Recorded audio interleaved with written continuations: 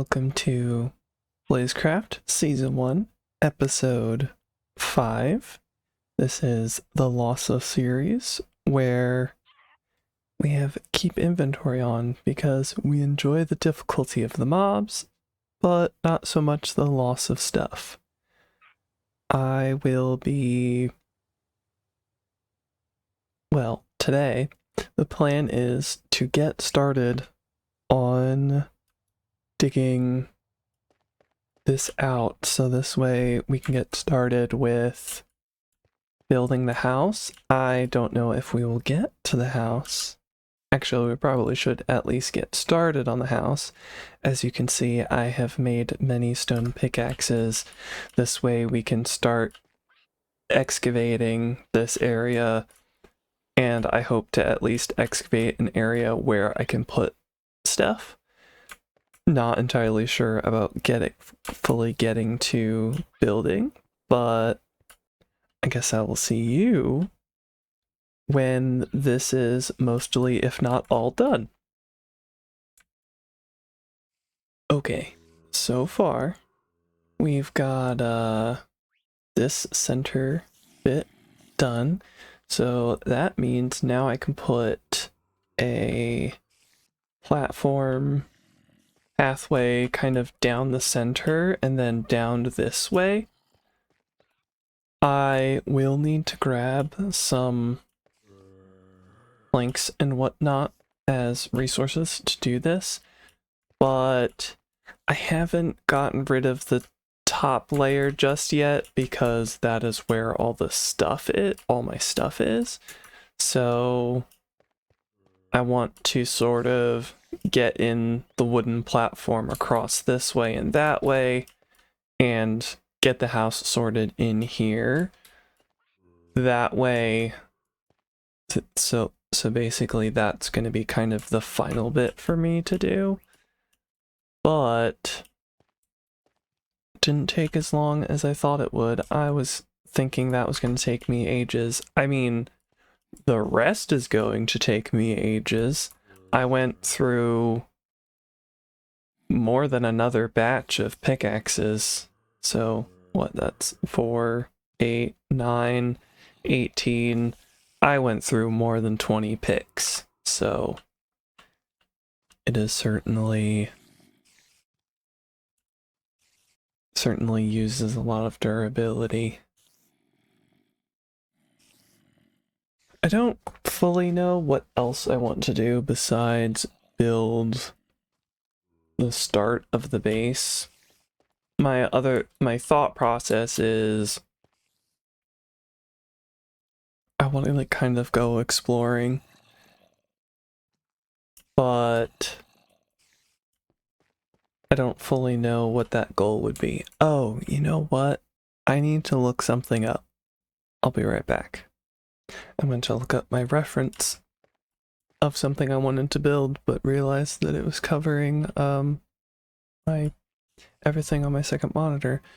Anywho, one of the things, let's see if I can find the center of this. I don't know, it should have a center. 1, 2, 3, 4, 5, 6, 7, 8, 9, 10, 11, 12, 13, 14, 15, so it should be 15 across. Okay, like that. It is quite large. This makes me wonder if I should have just made this bigger. But I don't necessarily... I think the scale would look really cool, but I don't know if I would be regretting it later. Though again, I could always make this to be, you know... I will also make one on this side. So, basically, I watch videos often, like YouTube. So, and what I find is both YouTube videos help me relax, but also help me get motivated to do tasks and be inspired to do something. So yeah, YouTube very, very helpful for me. It can also be a serious distraction, but I find it very helpful. Today I just wasn't feeling it, and yesterday I wasn't feeling it either. But I wanted to do something. Putting torches up here because it's getting dark, but that's because it's nighttime and I should sleep. Sidetrack, but actually got a new mic and got my new headphones. So again, not sponsored, but the SteelSeries headphones are the original headphones that I had that lasted a really long time. And the new ones are like, I don't know, a Nova series or something. And they're really different than what I had before. And so I'm not sure how I feel about them now. Like, one, the ear muffs and things, like, they're not as big as they used to be. And I don't feel like they block as much noise as they used to, which I really liked, like how much noise they blocked. And the band is different, and so it doesn't feel like it fits my head the same. Like, I feel like it almost needs more space, but I can't, the way the band is, I can't, it's not like my other band where it was Velcro. And so maybe it wasn't Velcro, but it was like, I guess Velcro is technically the brand of what it's called, but it's like a hook and loop attachment is, I think, the generic name.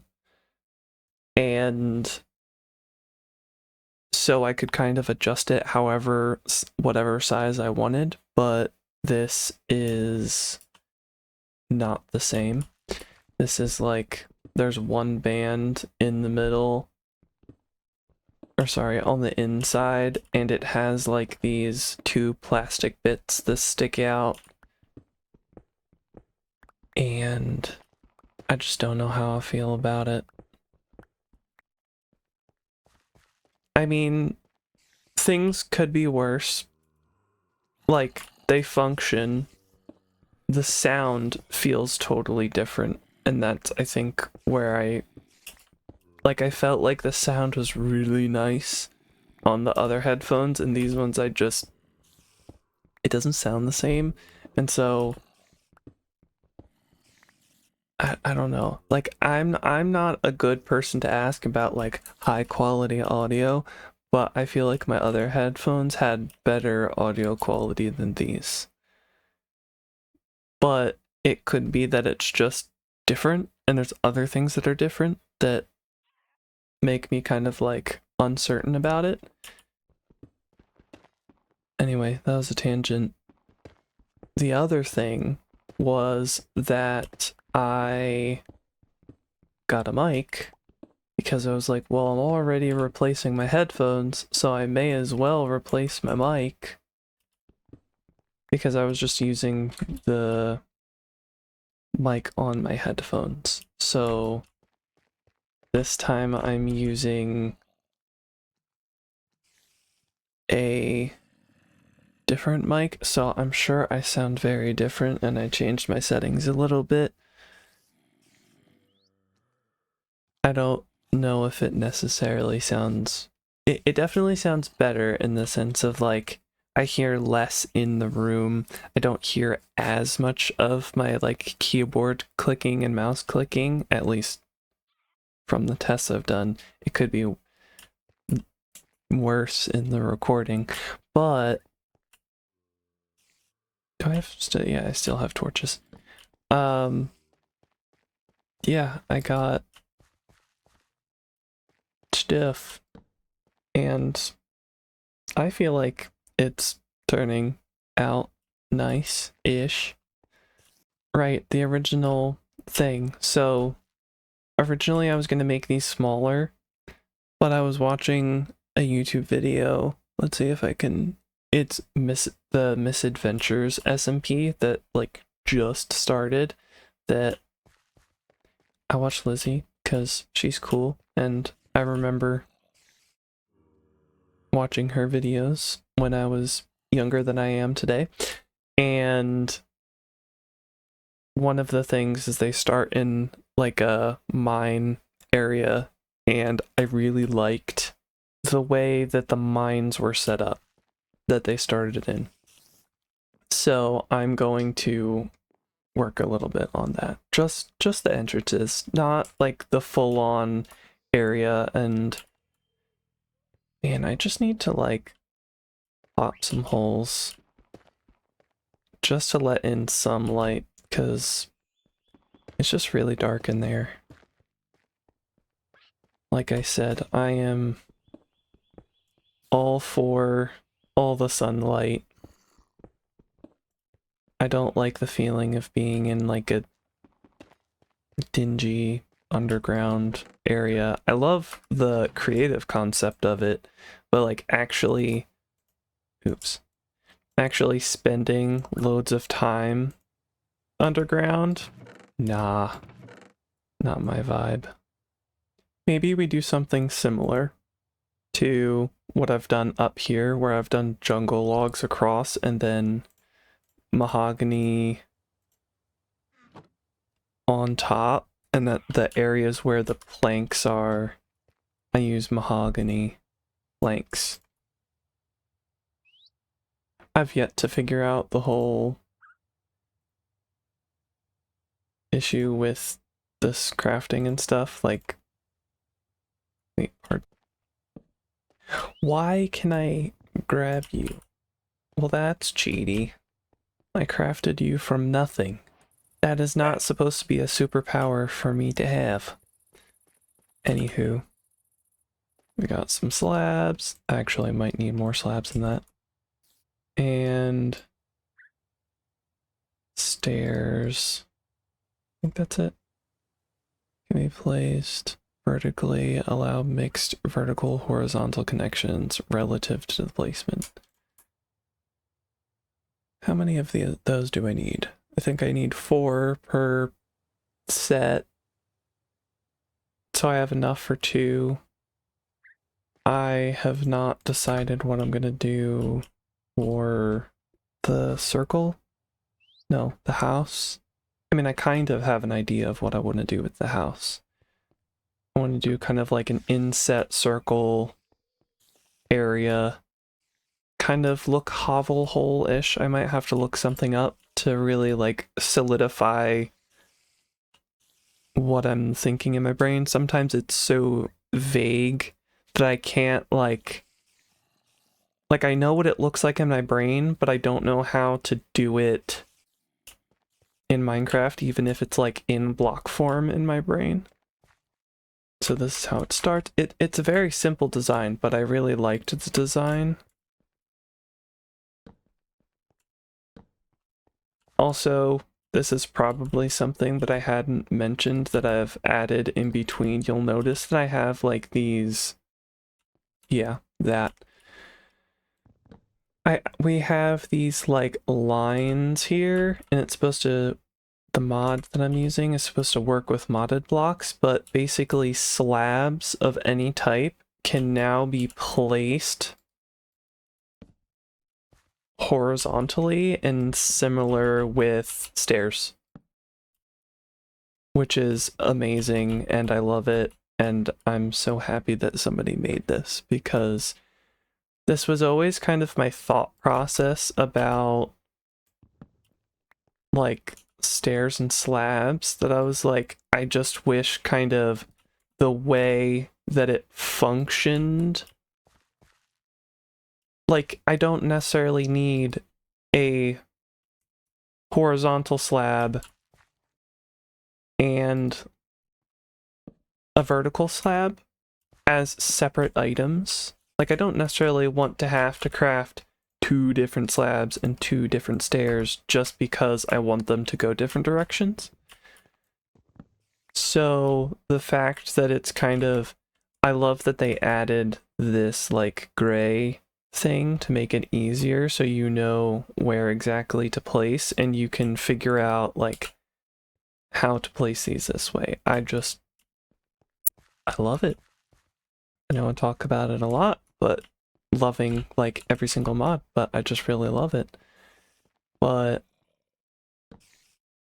yeah, I really appreciate this mod because it's something that for a while I've been like, man, I wish like the way that things placed just functioned a little bit differently. So that way, like regardless of the block, it would just work. Like people wouldn't have to add functionality necessarily. It would just change how the base thing works, and it's kind of like maybe plug and play is kind of the right phrasing, where it just works, which again, I thank the person who makes this mod because it's great. I know I know in this build I'm not using it because like this is how things normally place, but I'm very thankful for the people who do mods because my brain can't do such things. I feel like I just need to embrace the crazy and be okay with things being ugly, because if I don't get used to things being ugly, then it's just gonna prevent me from doing stuff.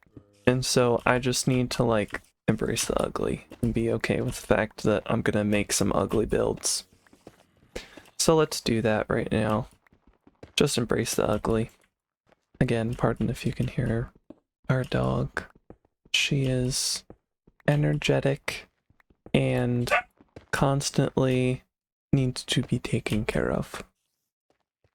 Whether going outside or being played with, she has far more energy than our previous dog. Our previous dog, he was very much a chill dog, which kind of matched the way we were, just relaxed and chill. It's very nice, but a very different experience now, keeping up with our new dog. But I'm gonna go grab some slabs. Polish rhyolite. Maybe I use the logs as trim and the slabs in the middle. And I feel like I need to add depth somehow, but I don't know how. I don't know. I'm very conflicted because I don't want it to look very like same. I mean, it would make sense also to do stairs, but I think that might make it a little too wide looking. I could do trapdoors in the center. It would be dangerous, but there's no other players except for me. That won't prevent me from moving the trapdoors and unintentionally dying, but it might make it less likely. Maybe. Hopefully. I don't know if it would actually. I am accident prone. It's good to just do that, because then you don't have to go up and down the ladders, especially when you're... I mean, this is copper level, so we're thinking, you know, we want to be able to come to like a center point and quickly craft tools and then go back out into the mine. I also didn't grab rhyolite because I want to do that at each of these levels. This isn't gonna give like the really grand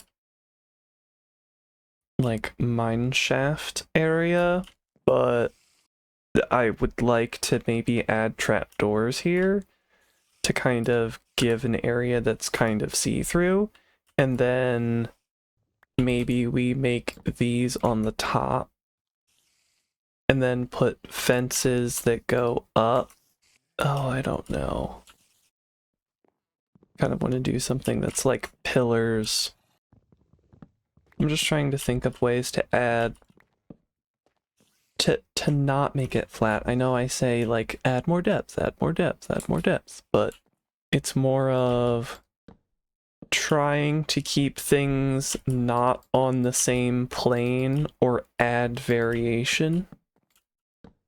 Kind of like with when people are like, texture, texture, texture. Like, the way that I build, I kind of go through the same process of thinking, you know, how can I add multiple colors? How can I add multiple textures? How can I add multiple levels?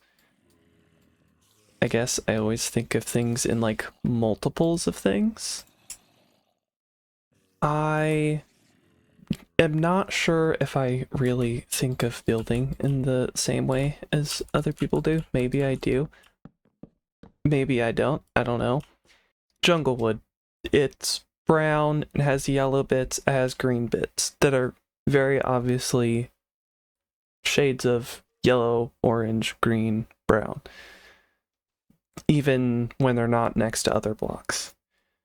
The mahogany, at least this one in this texture pack, is very pink, as opposed to like the chests upstairs, which are also very pink, but they're, when you put this mahogany plank next to the mahogany chests upstairs, you'll notice there's more purpley bits. Now, you could arguably say that these dark bits are actually very purpley, and these light bits are very pink, and then these middle bits are more like flesh tone, but they're all generally pinkish.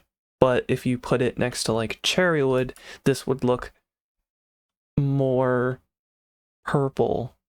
So I guess I'm always thinking of like, how can I add multiple colors together?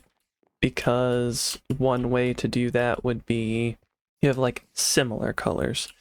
There's a lot of gray blocks in Minecraft, and we have a whole lot more to do now.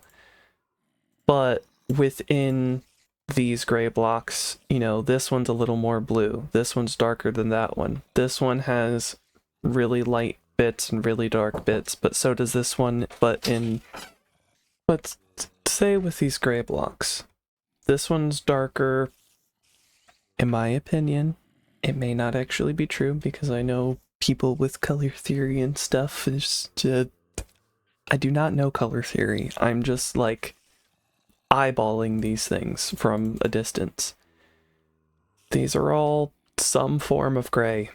This one to me is bluer, but also like the faintest tinge of green. This is going to be a tangent. You can skip this if you want to, but I'm going to talk about how I look at these blocks. So this one looks very blue to me. It also has fairly pink bits now that I'm noticing. So it's slightly blue and pink. This would probably go really well with other blocks that are also sort of blue and pink.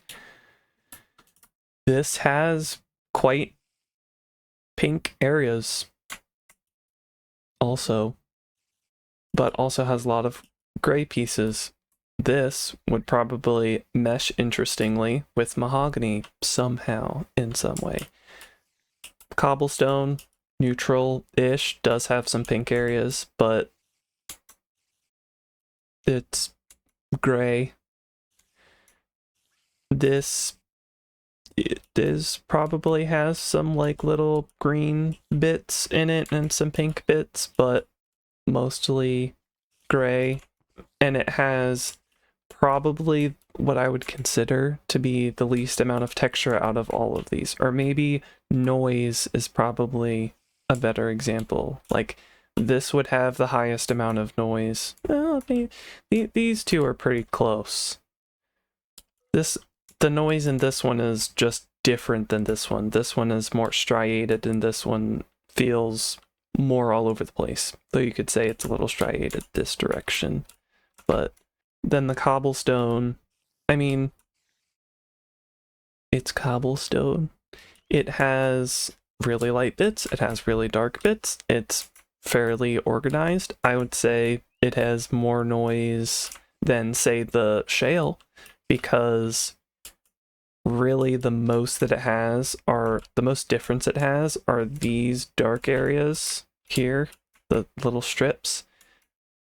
And that's pretty much it.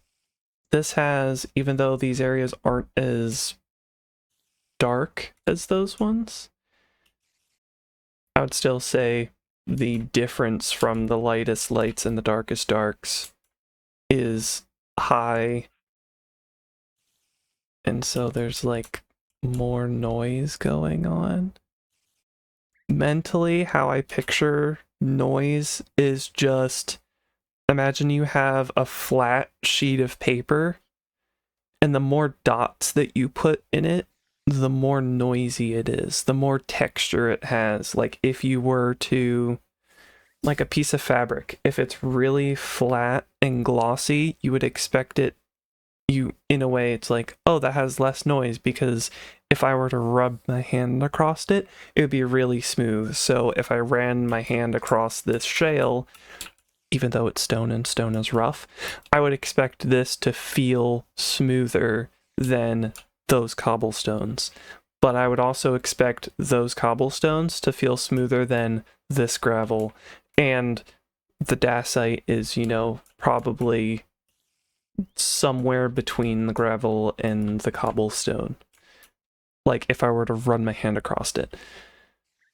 So that's how I think of it mentally, where I see a texture and it's like, is there a high difference between the lights and the darks?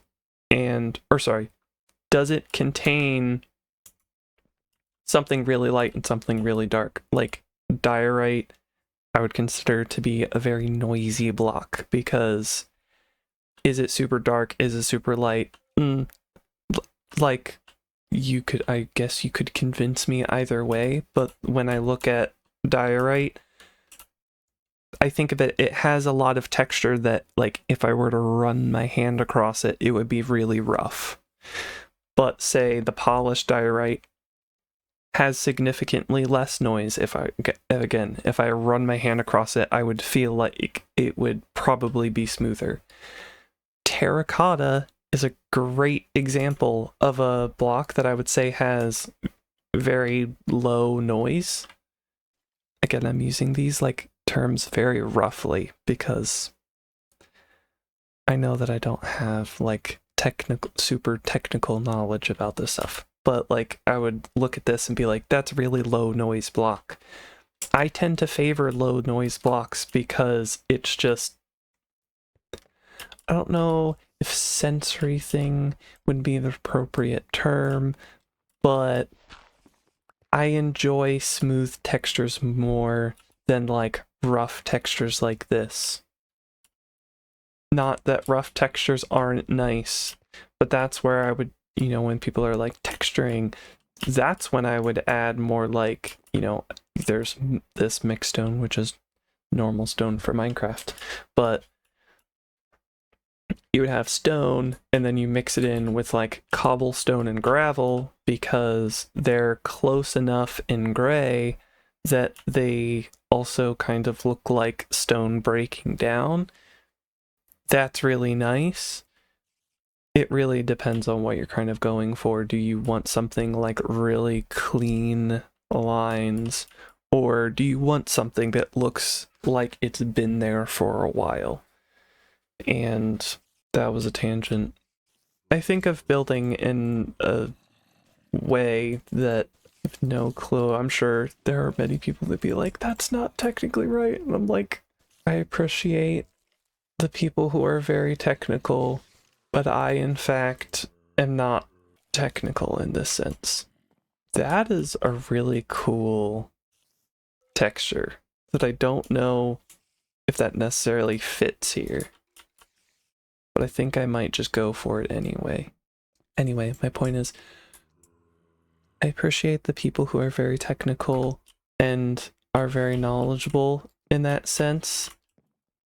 I will state that I am not that person. Like, and reason being, I'm just very used to doing things in a way or trying to learn things in a way that a lot of people it makes sense, but for me it doesn't. I have to take the start and the finish, as in like the starting point and the goal of understanding, and I have to make my own steps in between a lot of times because I don't understand things in the same way. So I find myself kind of taking the technical bits that other people, the way that other people understand things, and then needing to kind of change it in a way that I can understand it. Wait, I can craft these back into planks? I don't know what adds that, but that's amazing. I need to look that up, because that's great.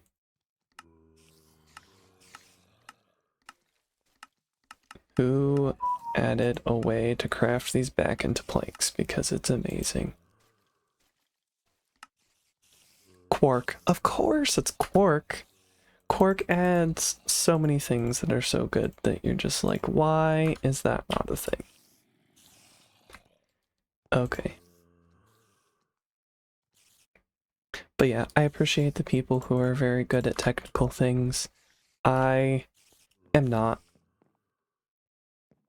at times. I mean, I guess there's some things that I can be good at, technical things, but I usually have to find a way to describe it to best condense the information to then use it.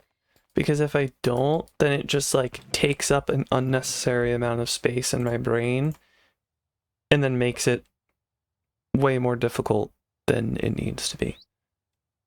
I think I'll use some of these fences to add variation. Okay, what do I do with this? You know, it'd be kind of cool to make those nets. Let's go grab 18 straw.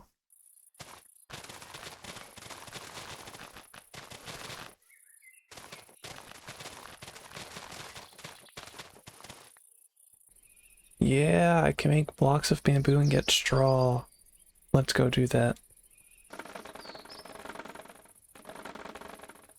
I should probably reiterate to make sure that I've made my point clear that the goal for today is just to kind of get the house started, which I know isn't a large goal, but I hope to accomplish that goal. I do have other ideas of things that I want to do, like I think it would be cool to do a sniffer sanctuary. It would be, again, inspired by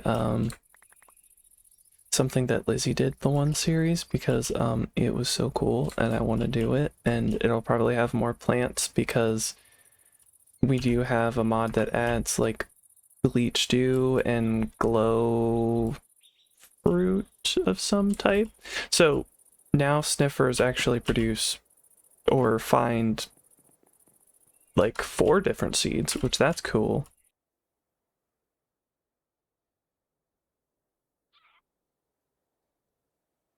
Oh wait, I don't have a cutting board. Okay, we will see if this ends up being enough. If it's not, we will make more. Okay, 40 rope. That makes 10. That is enough. Woohoo! It doesn't connect. I could do that. That would be an interesting thing. But then I have to figure out how to not fall through it. Like, I actually really like this idea. My thought process is doing this like that, and then placing these here. I don't mind it. I actually really like this. I know it sounds silly, but like that. I like the difference that it adds. I mean, I guess it does kind of match the jungle logs a little bit, because there's a little bit of like mossy greenness going on. And so this is kind of green yellow. This has a little bit of green orange yellow stiff. I like it. I'm going for it. Yeah, that's kind of how my brain works, is when I look at things, I think of like, you know, there's like the main color that something has. Like mahogany is like basically pink. But, you know, it's kind of saying that it's pink, it's a lot of colors, it's like, well, but it's pink in relation to what? I mean, it's pink in relation to just about every other color, but if, you know, I have a whole batch of pink next to me, you know, I could take all of those pink colors that normally I would say is pink, and then, you know, this one is more purple, or maybe it's more red compared to another shade. Depends on the shades that I have in front of me. Okay, I'm actually really liking this, even though it probably looks very plain, but also kind of crazy. I want to use more bamboo. Do we have bamboo walls? Bamboo post can be placed on any axis. Chains and lanterns can be connected to this block. There is so much. What have I done to myself? Ender, bamboo, rice, onion, carrot, core succulent, dragon meat, rice, or gasmati. Oh, like basmati. Basmati is a variety of rice. It's long grain, so it's a little different. I think the starch content's a little different. Anyway, I think we're gonna go with the bamboo posts. I think that'll fit better. And I think I'm gonna use them as stripped, because it'll match the theme. Yeah, there's a sound going on that I am not familiar with that is possibly one that I should be concerned about, but I don't know. Ooh, that's really cool.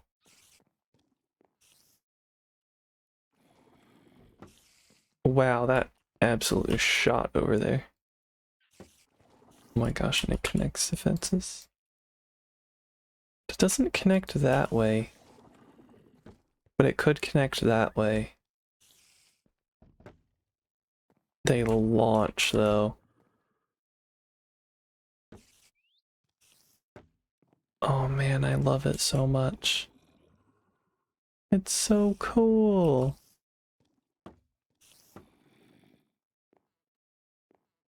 Man, I need all of them. Every single one. So I'm not sure how I'm going to connect this to that.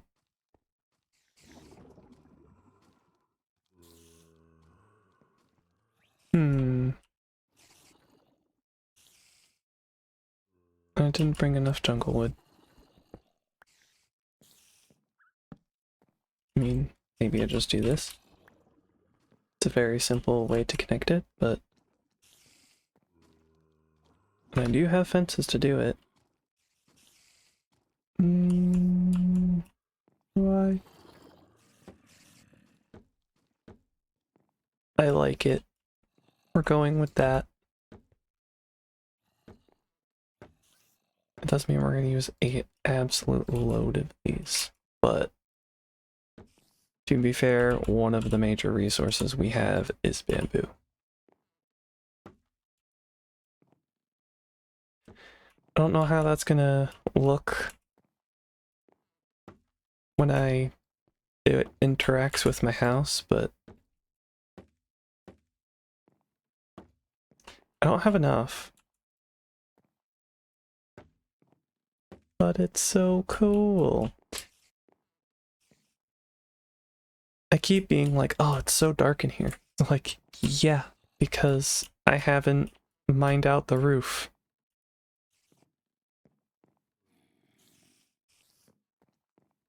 Okay, let's make more of those, because those are really cool, and I think I need to make loads of them. Why did I go all the way up the ladder?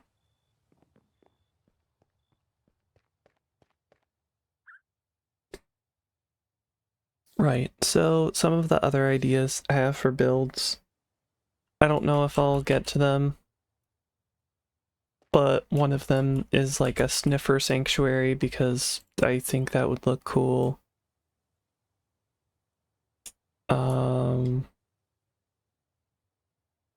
What else?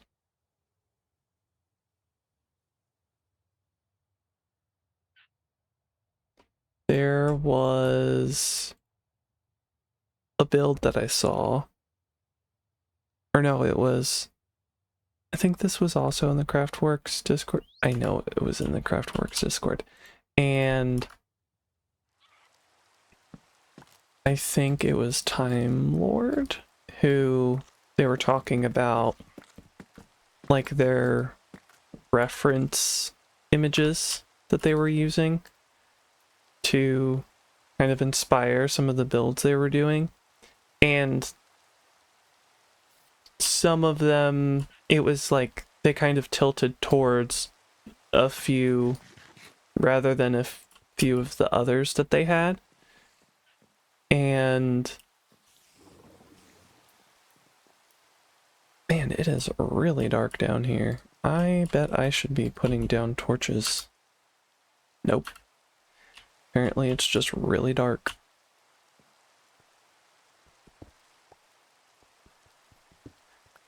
But there were a few builds that they have done.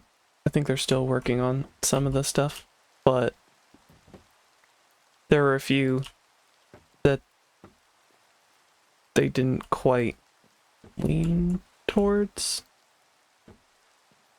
But there were some that were really cool, and I was like, that looks really cool. That would be really cool to build. And there were two builds or pictures for inspiration. One was like, it was on, there were like these two, not apartment buildings, but it was like rows of buildings, probably the size of apartment buildings, that just went along the river. And these buildings kind of jutted out at various distances, and it was, you know, overgrown. It looked cool. And I thought that would be really cool to build like on the coast of one of the rivers, do kind of like an area that kind of like barriers the, not barriers the river, but is like, you know how you would like make walls on the outside of a river to like prevent it from flooding, and so sometimes you have like an outside retaining wall to prevent erosion. It'd be kind of like that, where it's like a stone wall with earth in it, and then past that would be that kind of like apartment building thing that goes along the river, and all the different housing like juts out at different spots, and then it's overgrown, and that would be on either side of the river. That's a very large plan that might be too much for me to try and do, but it's an idea. Also, I'm gonna put some torches down because it is so dark. These bamboo posts I will try to put up higher. I don't know what to do. I know it should probably go up. I kind of want it to go up into an area that makes it look like it's being like supported, because my idea is to actually run these bamboo posts to go down to each layer, and maybe add areas that make it look like it's adding support. So it's odd, but I like it. It's definitely not the most functional for walking across. Especially if you're using like mine carts and stuff.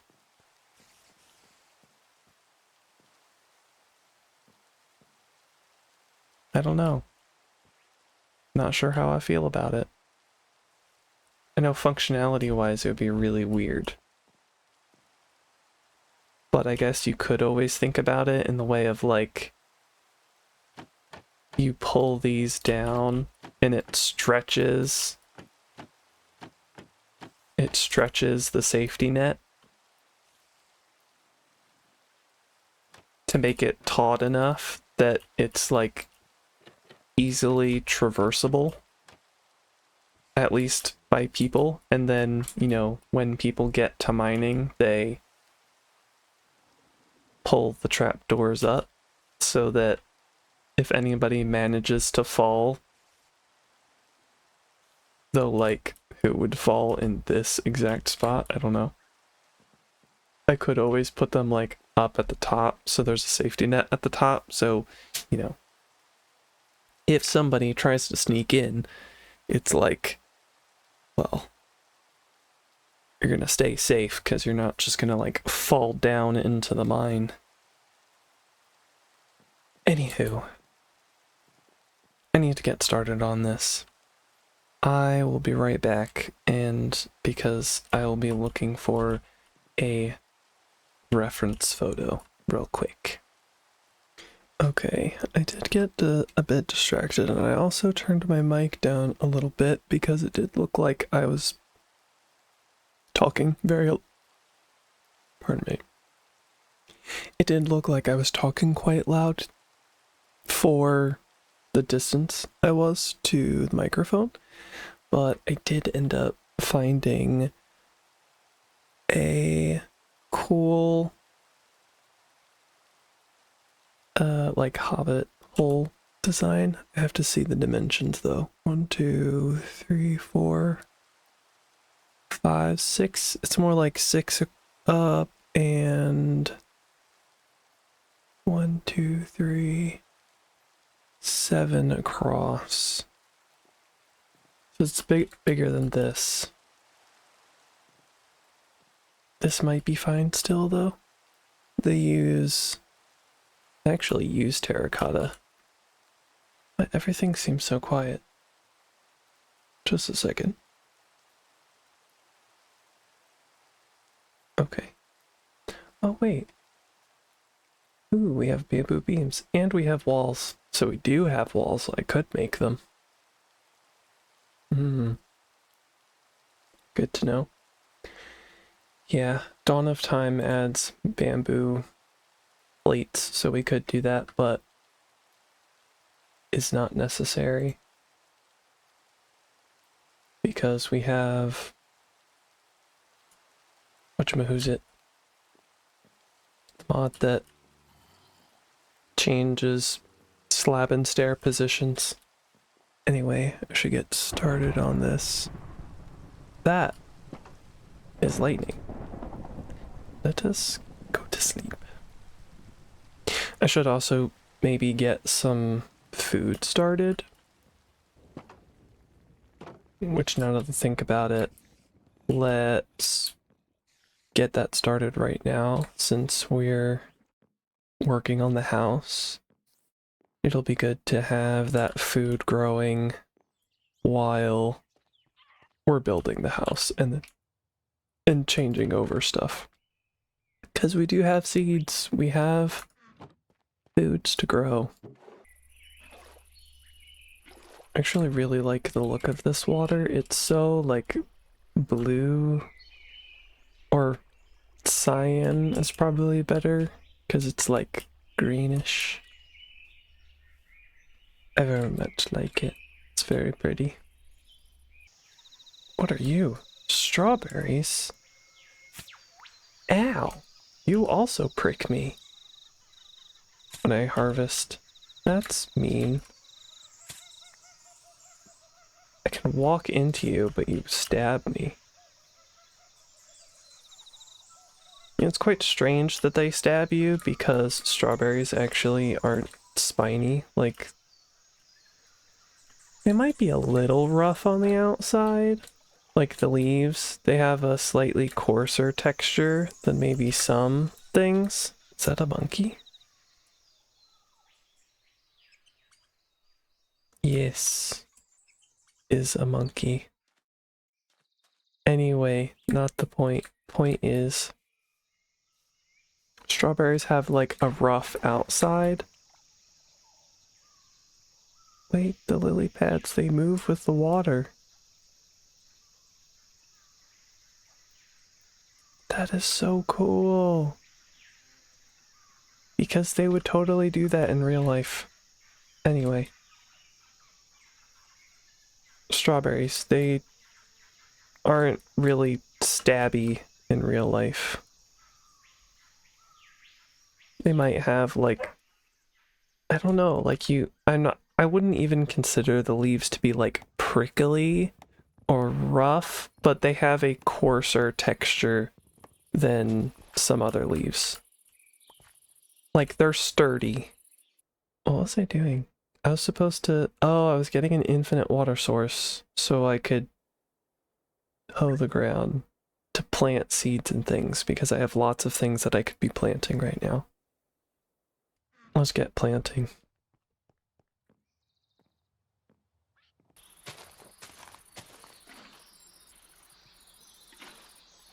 Let's plant seeds.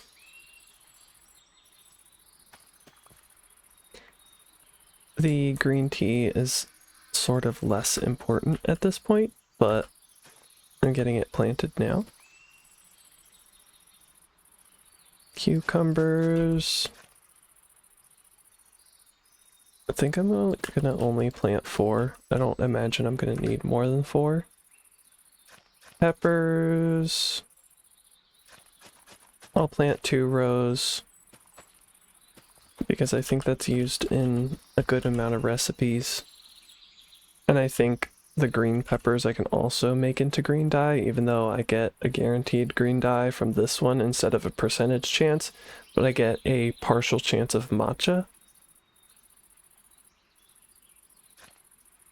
Hibiscus, because hibiscus is tasty in real life, and so I want it. We have coffee, which I cannot have, well, I can have in real life, but I don't currently drink much of. 3, 4, 5. And pineapple, which is amazing. Love pineapple. Okay, I think that's pretty much all the seeds. I'm gonna see if I can plant this. Yeah, I didn't think I could. Do melons go on top of things like terracotta? I don't know if they do.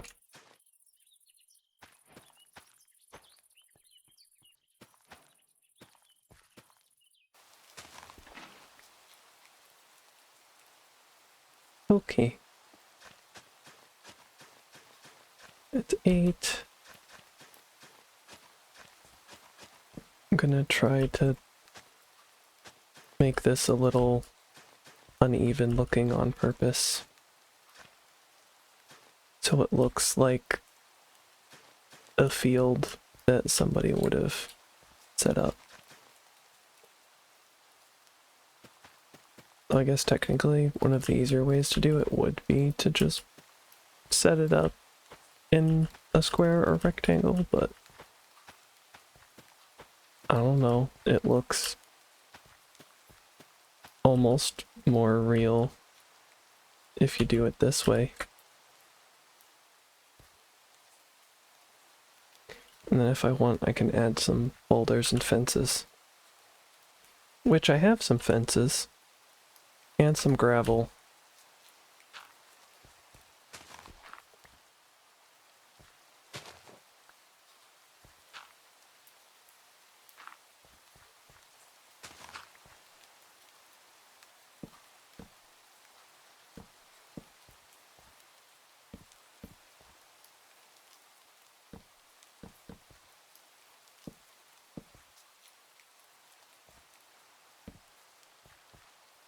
This is probably the best way. Like, it's a kind of a quick and dirty way to make something look a little more purposeful. Either gravel or stone, making kind of like boulders on the edges, and then just like dilapidated fences in a less square plot. And I've done multiple of these, which they're like different sizes and whatnot. So I could do that for over here, since it has kind of a hodgepodge of plants.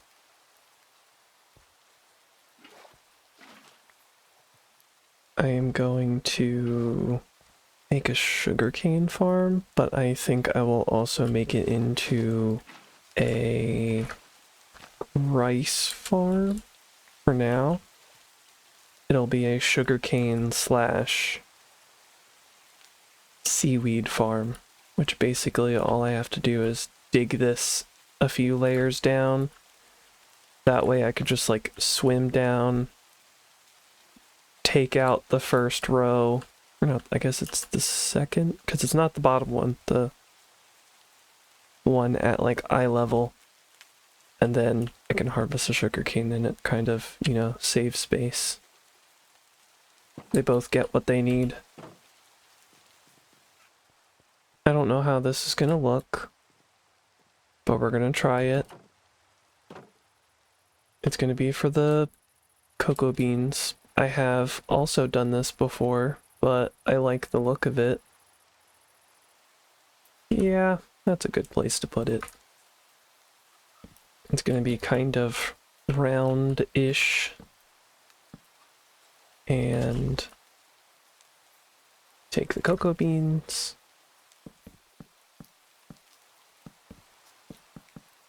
And we'll see if I get a half a stack area,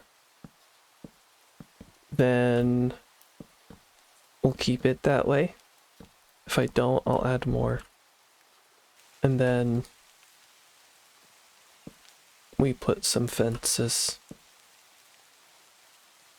Actually, maybe we do slabs there so they don't connect. I kind of want it to look pokey. Now, I want to add... See, I feel like the appropriate block palette to use would be something like schist and then mud and like a whole bunch of blocks that makes it look muddy in this area. Not sure why. It's just in my brain that that would be the appropriate thing to do. I guess it's because this would be maybe like a frequented area. It's an area where you would harvest stuff. So my brain's like, yeah, you would be like walking in it so much, and since it's a humid, damp area where it's growing, you're kind of, it's a humus-rich area, and so it should therefore look like it's humus-rich.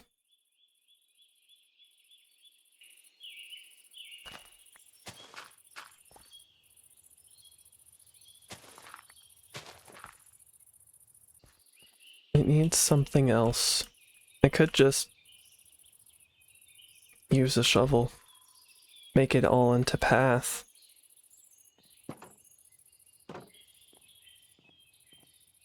I could also smooth out the stone. Like, use a stone cutter. Smooth a few of them out. Might look a little bit like mud also.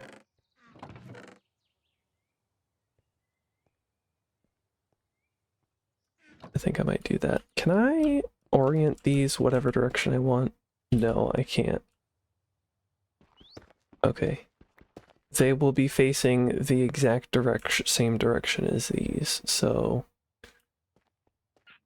I'm guessing that means, ooh, grain limestone would be a nice block anyway. I think that's a no.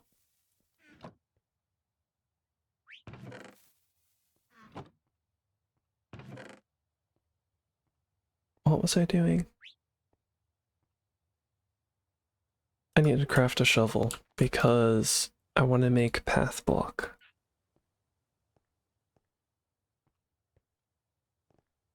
Okay.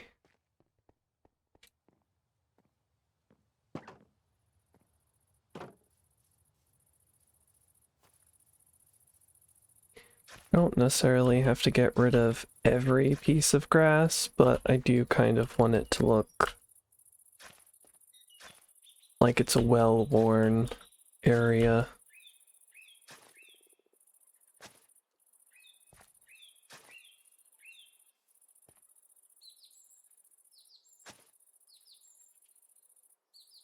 Yes?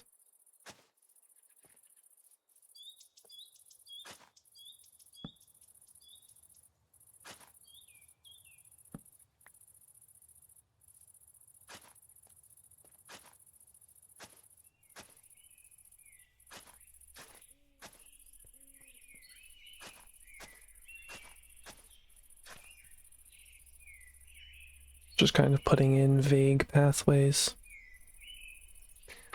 Wow, that coffee grew really quick.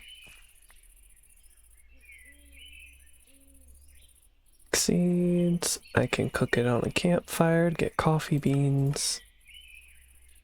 Oh no. There's pillagers over there. Wait, I can get coffee beans, but I can't make them into coffee?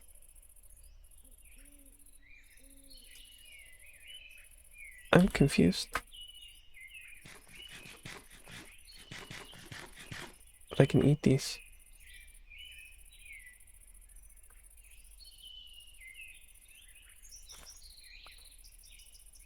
I can get a pineapple! I can eat a pineapple. Man, now I really want pineapple.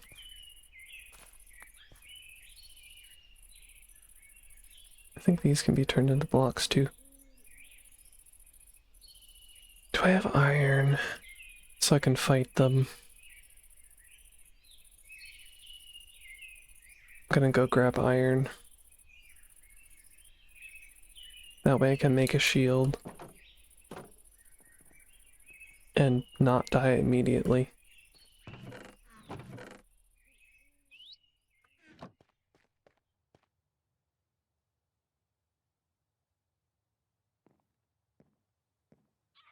My brain is failing to make a shield. Oh wait, do we? Okay. I was gonna say, I don't know if we have more shield variants in this. Maybe I got rid of it.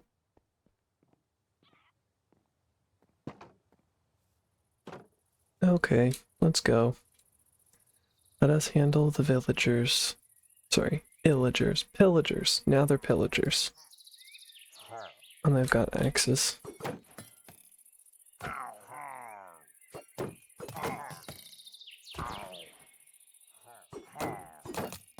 I hear one to my left.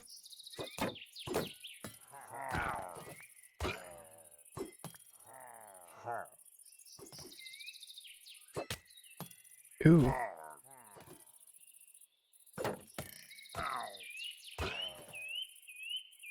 Okay. I hear them, but they're hitting themselves.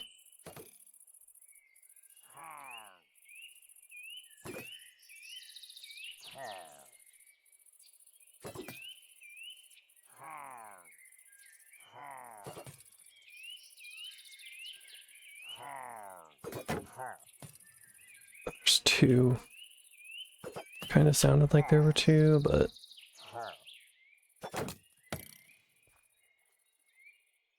They kind of look hilarious swimming.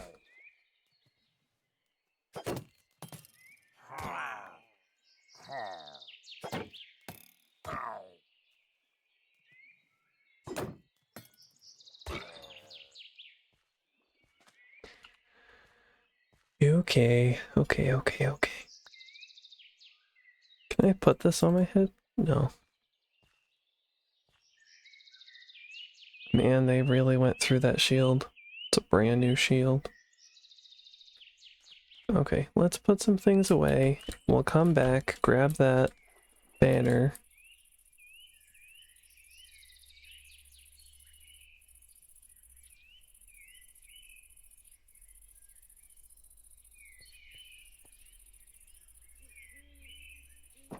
Good thing we got food started.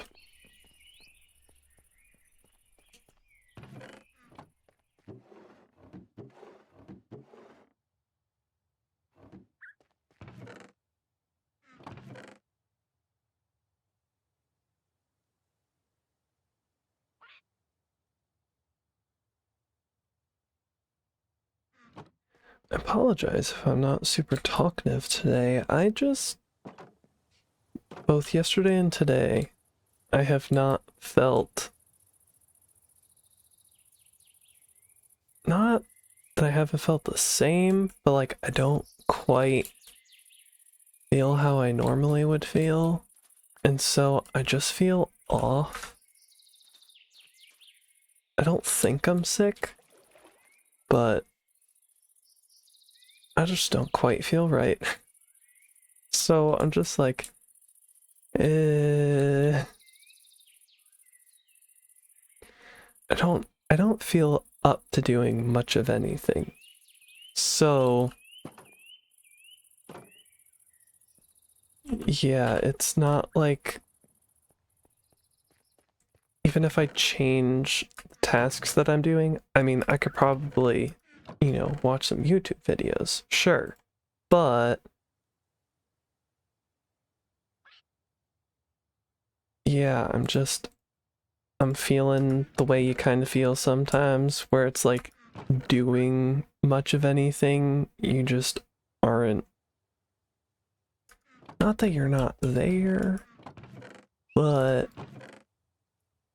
you definitely don't feel like 100%. And that's kind of how I'm feeling right now, where I'm like, I'm kind of just not feeling 100% right now. And so I'm just not super talkative right now. But I'm just feeling extra tired.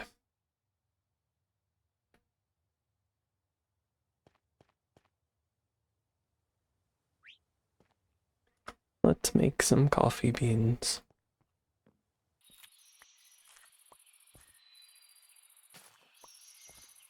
Love that I can just harvest the pineapple. It's so cool. Okay, what do I use this in? I can use it in a fruit salad.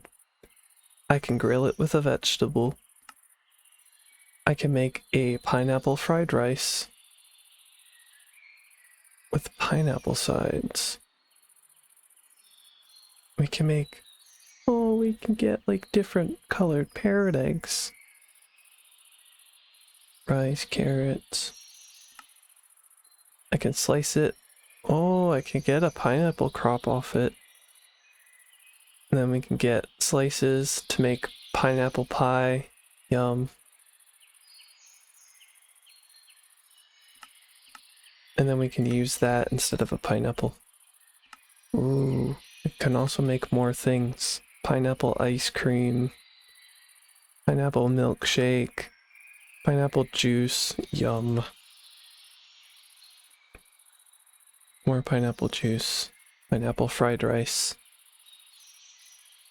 There are so many different eggs. I want to collect them all because they all look so cool. Okay. Let's see. Rice. Nice. All the things harvested. We also have cocoa beans. Man, I really feel like these cocoa beans are harvesting so quickly. Also, apparently everything is harvest right click, so I don't have to break anything. That's gotta be a Quark thing. Oh no! Strip the log. That wasn't on purpose. Can I do this while I have this in my hand? I can. that is so useful. Right click is so nice. Okay. What are these? Deep sea sushi roll. We grab a sea pig, a tripod fish, a lantern fish, and dried kelp. Or we take a sea pig, 2 dried kelp, piece of cooked tripod, and piece of cooked lantern fish, which takes 1 fish of each. Oh no, I would need 2 sea pigs though. That's a serious increase in the amount of sushi rolls that you get. So deep sea, dinosaur sushi roll, which we need dinosaur nuggets, kelp, triloceros from triloceros tail,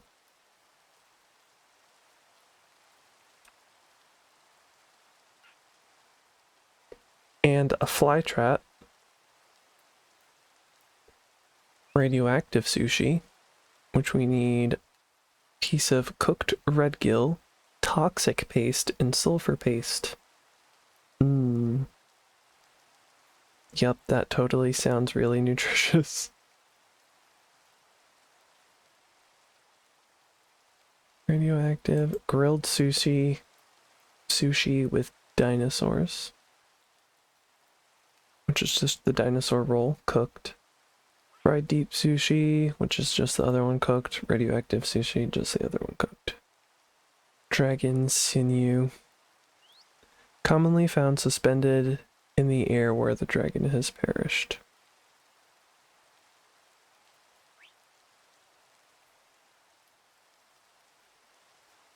Durian pie. I don't think I've found durian yet. Baked durian, durian jello, suspicious red sand, suspicious dirt, suspicious broke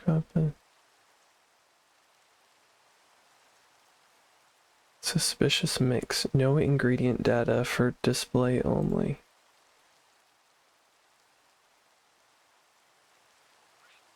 What?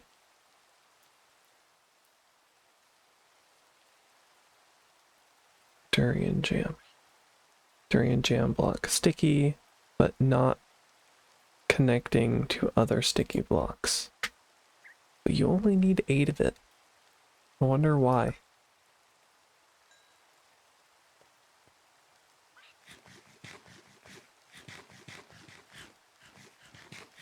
Oh look, I get speed? No?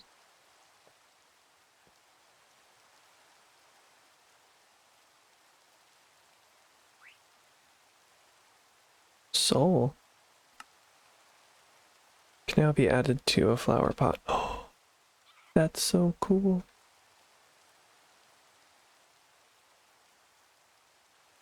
Chocolate coffee. So it has to be rustic coffee beans. Okay, let's get started on the Hobbit whole thing. We'll try to pop up on screen what I'm kind of looking to do, because, well, then it gives you an idea of what I'm looking to do. But I'm just thinking right now what colors I should go for, because they use spruce, sandstone, and terracotta. Kind of looks like they use orange terracotta and not the normal one, but I might use the normal one because that's what I have a lot of. And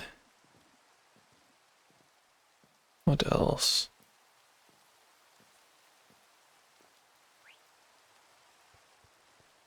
Mentally, what's going on is I'm trying to think what blocks I could replace each one with color wise. So again, this may not like be perfectly in line with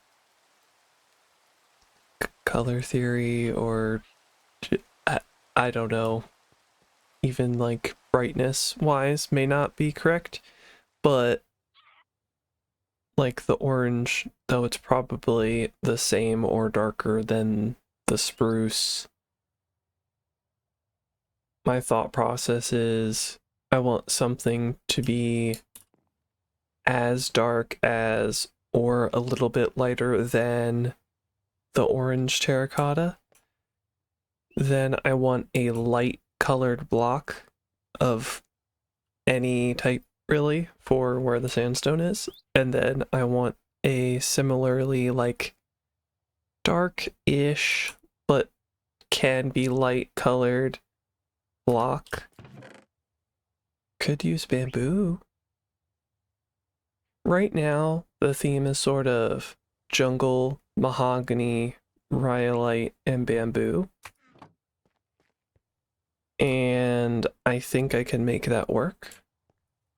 I think for all the wood elements, I will go with jungle.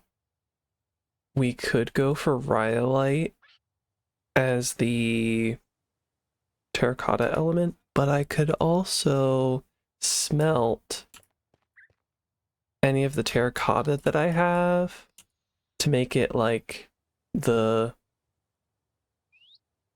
glazed version, and then do kind of a pattern there. I think that would be really nice and really cool looking because I plan on using that on the floor.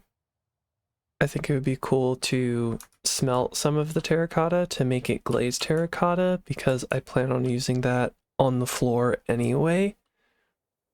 So the only thing I'm thinking about is the light block. I actually really like the sandstone that they used, but I don't know if I really have much sand to use. I know we have orange sandstone nearby. Or sorry, orange sand nearby that I could turn into like a smooth sandstone. Wouldn't quite have the same feel. Oh wait, but I wanted to use bamboo. That was a bad idea. I mean, the rhyolite might still give the same like very light colored feel. And I could go for bamboo in the center.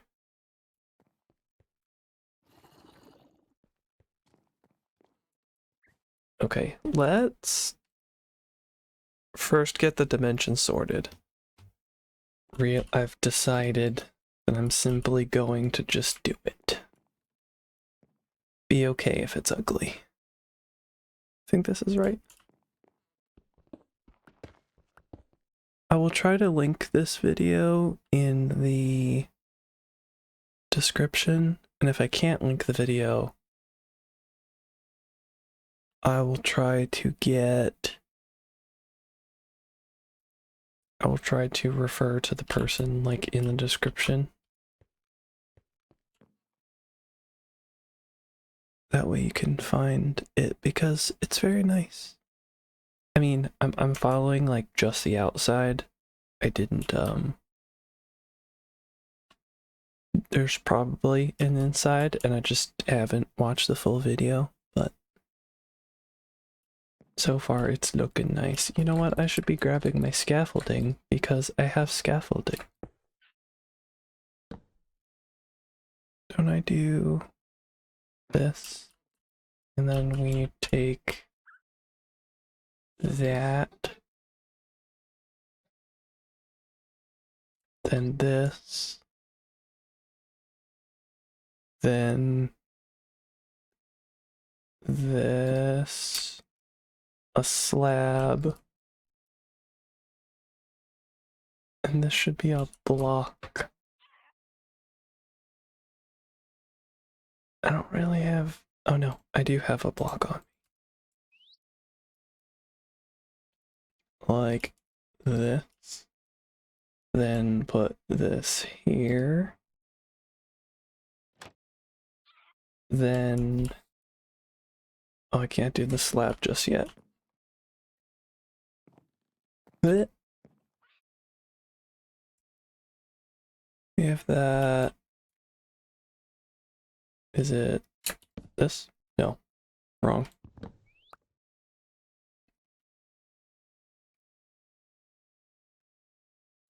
My brain is thinking because I am not used to these shapes. It's just so clever. I really like it. The use of all the trapdoors, create all these different shapes.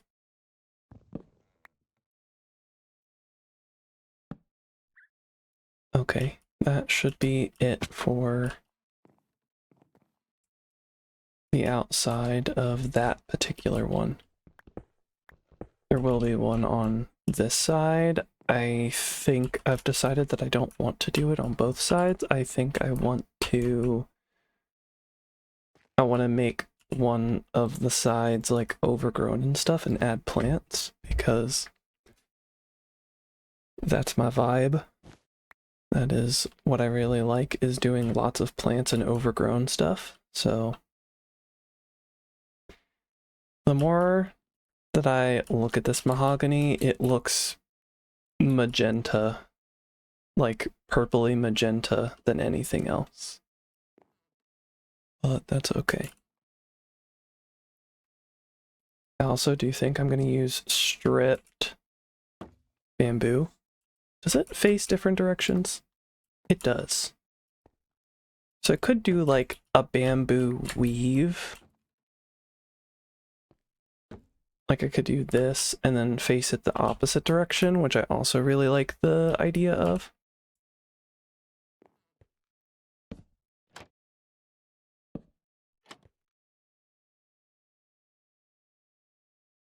Oh wait, I can do that.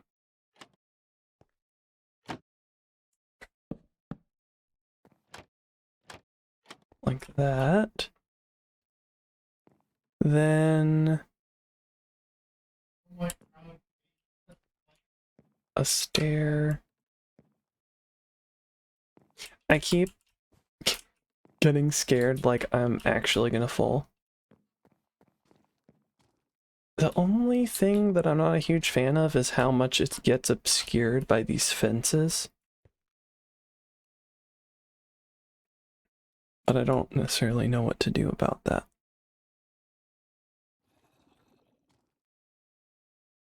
I'm just checking what else I could do right now with my inventory space, because it's very full. I think what I really need to do is make those stripped logs. Yeah, there's a odd mob sound happening. And I'm very curious as to what it is.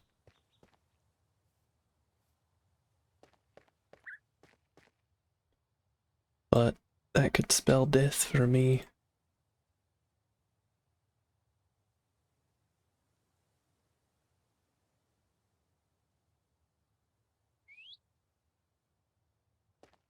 Let's do that. And then do this.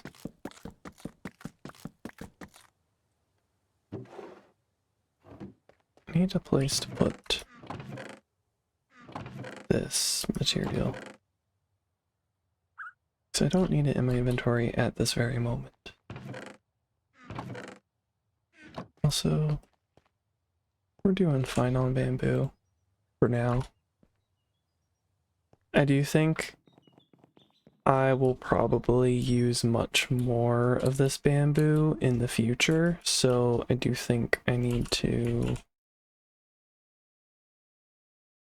make plans for making a farm. Fortunately, it's not hard to make a bamboo farm, so that's nice.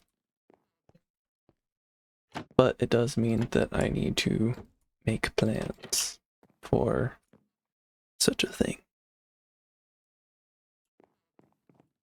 do I really want to fill this all in. I don't want to just leave it blank.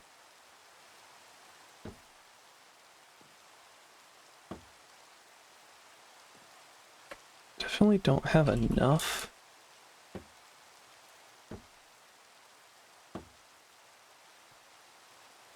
But we're getting there.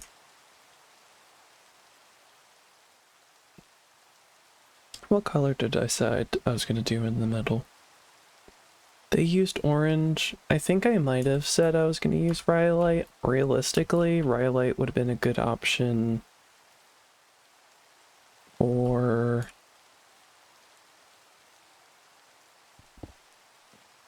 what's it called?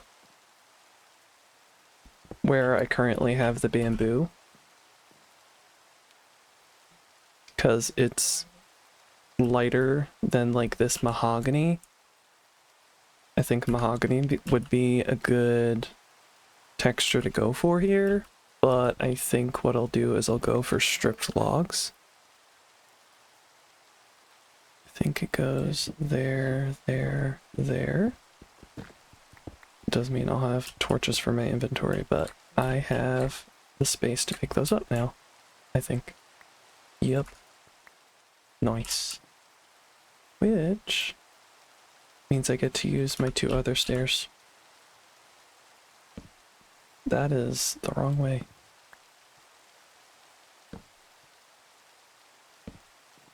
Just me juggling my inventory as usual.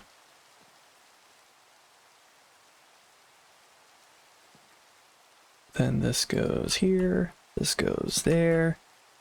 This actually goes half a block up, and this goes here.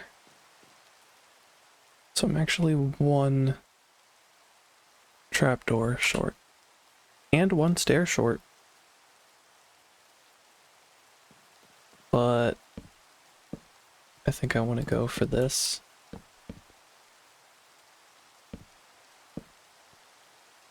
And then... oh wait. 1, 2, 3, 4... okay, I'm gonna do this through the cutting board. Because then I get bark from it. And I can turn that into leather, or vegan leather, or organic compost. I can make it into many other things if I just go through the extra step of getting all the bark. So I will do that, because I'll be happy that I did that later. But I'm thinking this will match a little bit better. It'll still give me the smooth texture that I'm wanting, but I will also get a bright texture. Okay. I need a stair and some trapdoors. I got another cord, great. You disappear.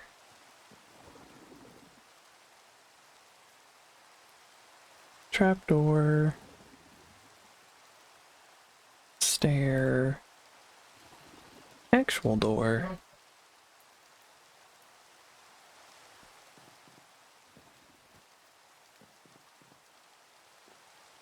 I actually can't place that up there right now. And this should be placed this direction. Okay. It'll be a thing. I don't know how I feel about it, but I guess we'll figure it out.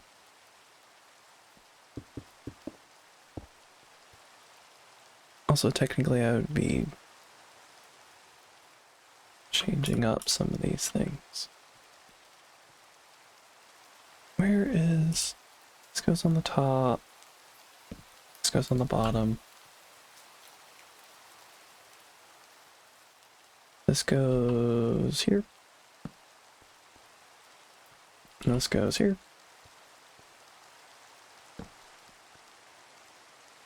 And it's just trapdoors and those bamboo blocks. I need 3, 6, 9. Actually, this is a window.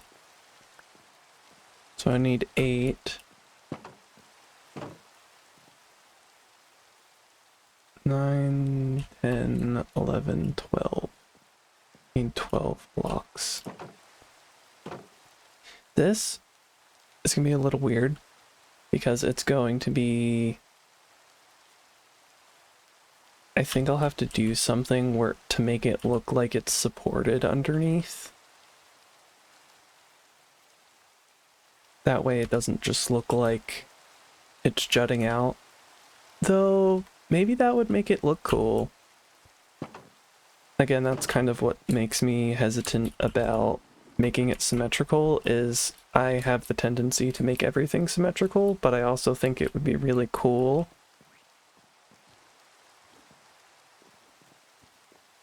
We can make it symmetrical later. What do I need now? Trapdoors.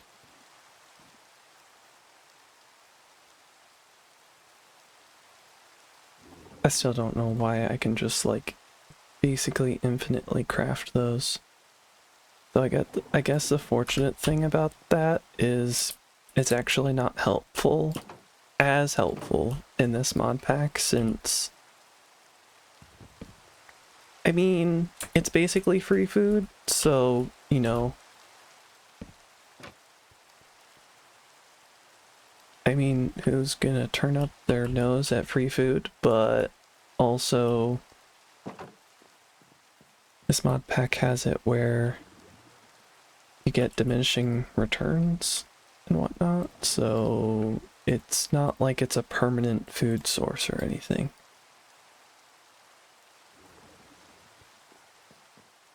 Like, clearly a bug with this mod pack, but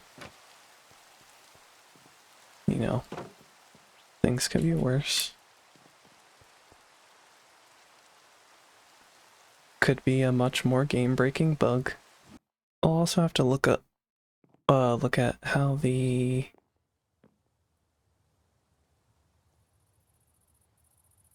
interior looks and see if that's something I want to try.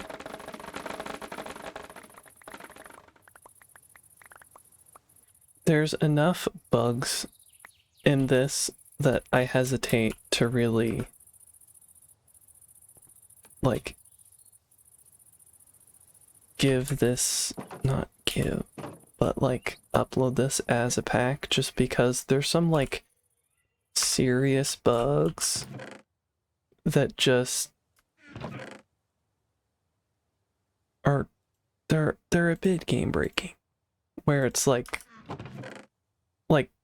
the how not smooth the crafting is. I mean, that's a big deal. That's kind of half the name of Minecraft. So, and the other bug has to do with the mining. So there's some serious bugs, and I don't know, that's just, on one hand, I love the idea of people getting to play this, but I also know there are like some serious bugs that I have zero clue how to fix. And so because of my inability to fix those bugs, then other people will have to deal with like some seriously not fun bugs. And that's just not fun. Like, meh. So that's where I'm kind of stuck with that, where I would love to be able to share this with people, but also there's just some unfun bugs in this that I don't necessarily want to put people through. Like, these bugs are frustrating.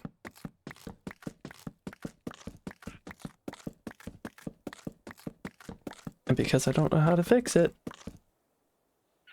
it ends up making me not sure what to do. Yeah, we'll just strip it all.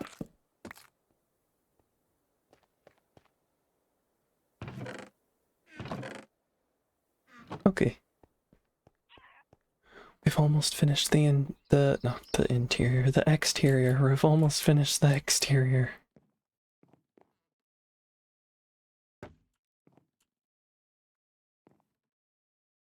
That one's horizontal. Sorry, vertical. That one's vertical. This one is horizontal. Then this goes here because that's where a lantern is supposed to go. And I need another trapdoor for the window. But I want to continue this pattern.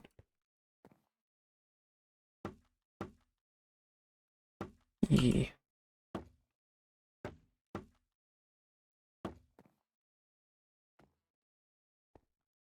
There we go. And then we'll put a window there. Let's grab a trapdoor. Or craft a trapdoor.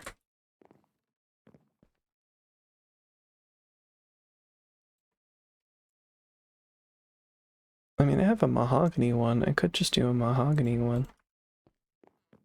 I mean, why not? They look nice. It would add difference.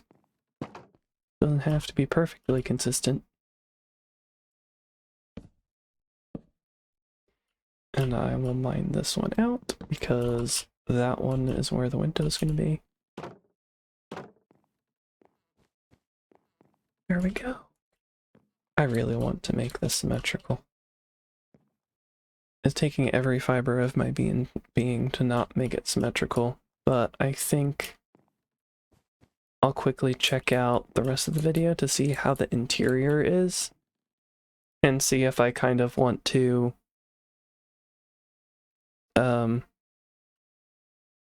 how much of it do I want to kind of give and take with this build, because I do have the plans of like the singular dome in the middle and then the domes on the outside. Again, that would kind of add to the symmetry. I could do small dome on this side, small dome on that side, small dome in the back, and then the middle dome be larger. It might end up making the house smaller overall, but I don't know. It would be nice. It would be somewhere nice to start, and then I can continue these mines out this way. I'm not sure how I feel about this combo. I think I might actually change out for kind of this combo. Either the bamboo or just swapping it out with jungle wood, because it looks a little more plain. I think the difference is just a bit more stark than I would prefer. And I don't know, maybe we remove this. Just kind of gets in the way. Makes sense over here because I don't have a lot going on over here, but I also still have to figure out what I'm going to do for over there. Okay, I've gotten started on the video, and it does look like I would actually quite like to sort of replicate the inside. The inside will be small, but what I could always do is make a few of these, as the plan kind of was, and maybe make multiple of them like kind of my base. The idea of putting like drawbridges between them may not work necessarily. However, well, I could add like a basement in and then add kind of like a staircase, like a few have a staircase somewhere, have it go kind of like down and it kind of follow the wall maybe. Again, I feel like maybe I'm trying to do too much in this area because of the fact that it's only one chunk. I don't have a lot going on. However, one thing at a time, I need to get started on the inside here. But even before that, I need to go grab some food because I'm on 1.5 hearts and that is not the safest. I should really be eating some. Let's see. 1.5. Half. So I actually get better nutrition if I eat it whole. What about this?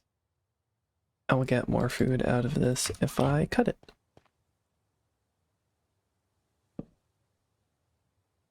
Maybe a different tool than X. Yeah, that makes sense. Noms. What else can I eat? Bananas. Okay. That's cool. Ouch. Unintentional byproduct, but there's vines already going down and that'll be really cool. But what did I just get? I just got salt. I didn't even realize I broke salt. Oh, it's this porous sediment. That is actually a really cool looking block. And it drops clay, quartz, salt. That is so cool. And cobblestone. Okay, this is actually a really, really cool block. This would be actually also super cool to like build with. I don't know if Silk Touch works on it, but I have to say they did a great job with that texture. I love that texture and I want to use it in builds now. I don't have Silk Touch for it. Oh, and we get flint. You get so much stuff from this. This is cool. I love that it's a overworld way of getting nether quartz. Wait, I got a geode. So we have superheated geodes, and this geode, which I don't know what to do. I'm wondering if I like chuck it at a wall. I think that's what you do in Terraria. You just chuck it at a wall and it explodes.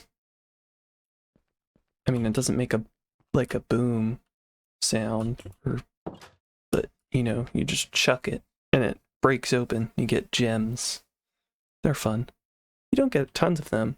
I mean, maybe if you farmed them, but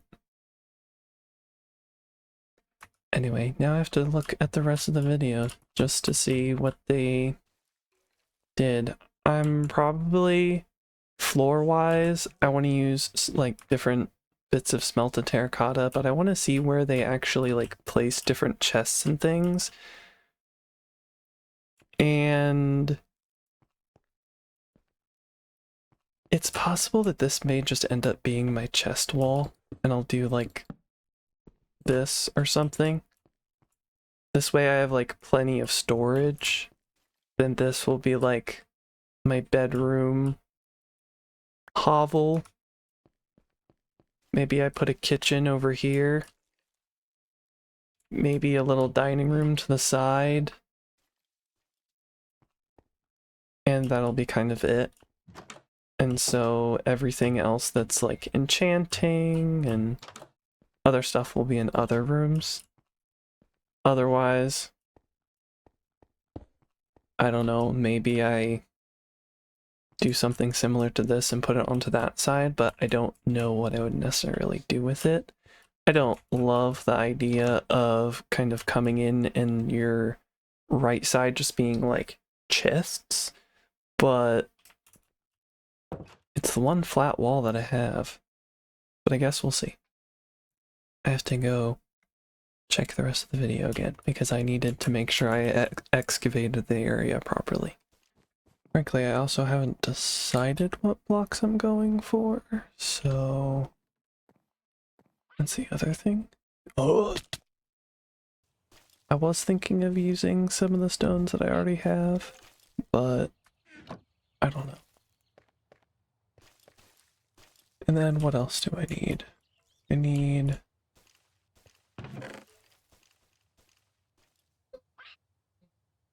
He's using spruce, I used jungle, used oak, which I'm using mahogany, and I'm using bamboo. I didn't use polished rhyolite because it just wasn't. So we can put that away. I'll put these materials away. Raw ore.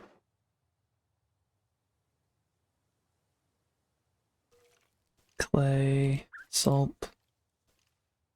Actually, I guess I should put this on that side. So much inventory space already. Ah, yes, we have those skeletons. That is the one drawback of living here. We have skeletons that, like, shoot poison arrows at us. So, they're just a little extra deadly.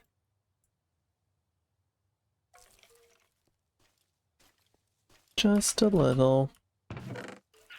Or a lottle. Just a lottle axolotl.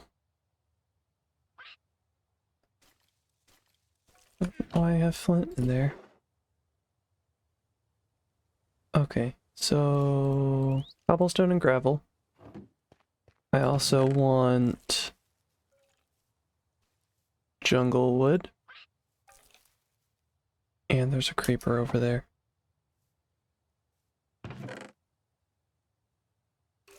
Jungle wood.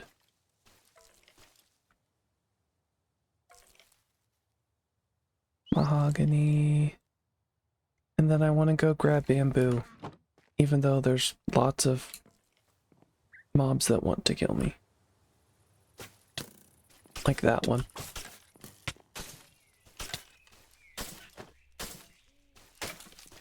Though, he might die from... Yeah. I'm not gonna kill the creeper because it doesn't look like the creeper is angry at me.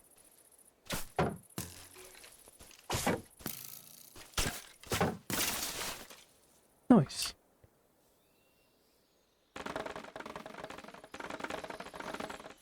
You know, something I didn't think about is if maybe the creeper gets angry when you break the bamboo. I know if this was a Lagundo series, he'd be like, "That's huge!" And I am just like, with arrows. I joke, but I've watched his videos. His videos are fun. But I do find it amusing when he finds stuff and he's like, "Oh my gosh, that's huge!" He says it so often that I'm like, is it though? I'm sure it is, because, like, I mean, the way that I play is just different. Like, it just is. And so I am sure that it's like actually makes a huge difference and I just don't notice. Like, again, I've said this before, I find dungeon chests and I'm like, oh, hooray, rotten flesh. But I am also like, there could genuinely be good stuff and I just don't realize it because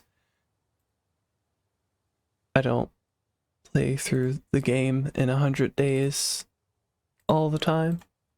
Like, when you have the experience he has, I am sure you look at things very differently.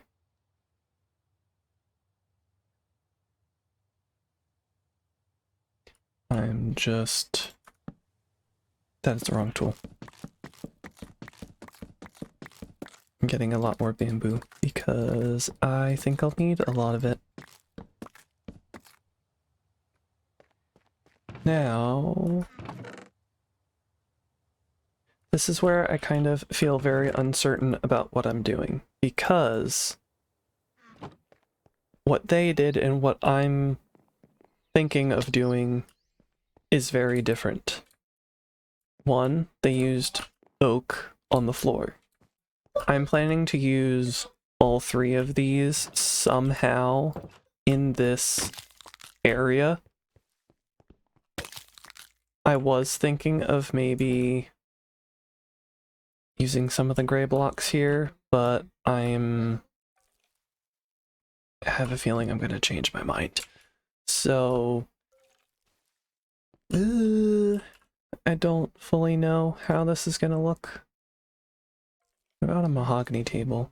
Oh no, I don't have that.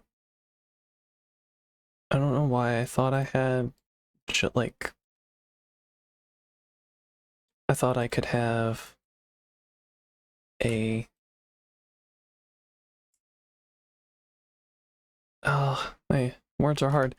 I thought I had the ability to make a mahogany crafting table. I'm now trying to remember how things were placed. No. This is going to be like a very low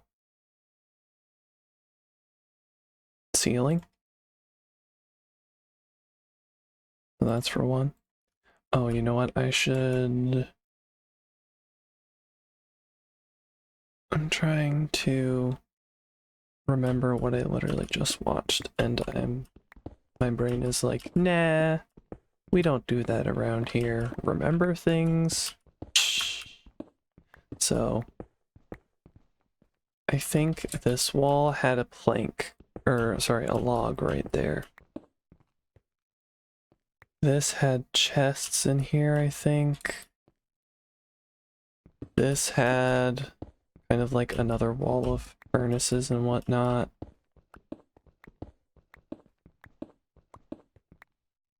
So basically this whole area gets cobblestone and gravel, I think.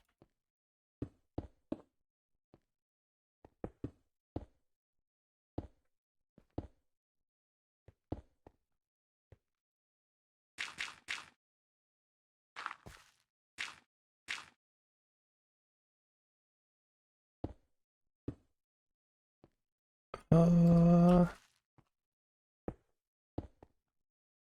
no, wait.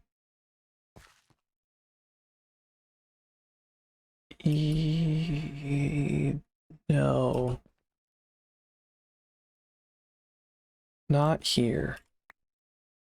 Or there. When did I make a shovel? Oh, right. Yeah, I made pathways. Never mind. Because I think there's gonna be... Yeah, I think that's it. So...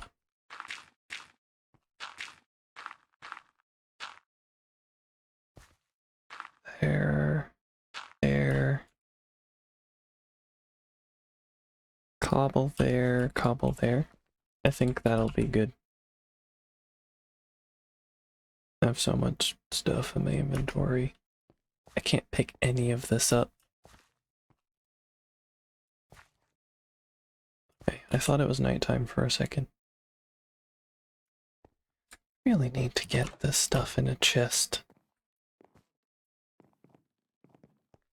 Or just get a backpack. I can make vegan leather. Oh right, but I needed iron for that, and I don't know if I have the iron right now. Oh, I do have the iron, I could do that. That wouldn't help my storage situation though. That kind of stems from this, is I just don't have enough storage. Or I just keep too much stuff, that's also true. Though that's kind of the nature of this particular build. Like, I just have a lot of stuff because I'm digging a giant hole in the ground. That is just kind of what happens when you make an underground base.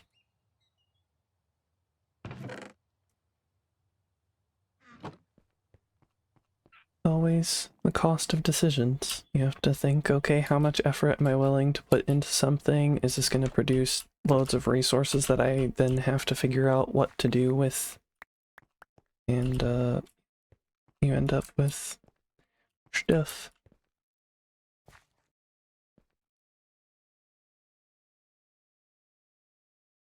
You may see some extra jumping around in this just because I am not fully remembering all the steps properly, I don't think. I think it was... I remember seeing him do this.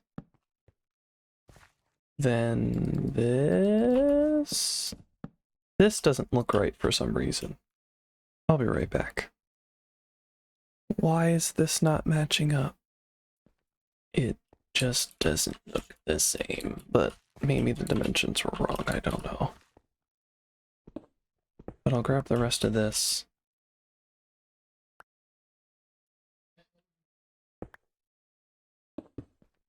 Okay. Then we do this and this. That is 3 across. That is in fact not correct.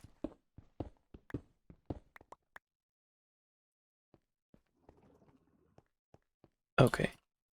That is closer. Does mean I have to fill in a whole bunch more stuff though.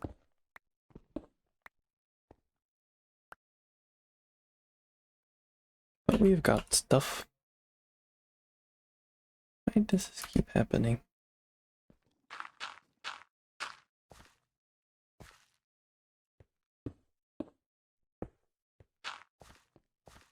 Okay.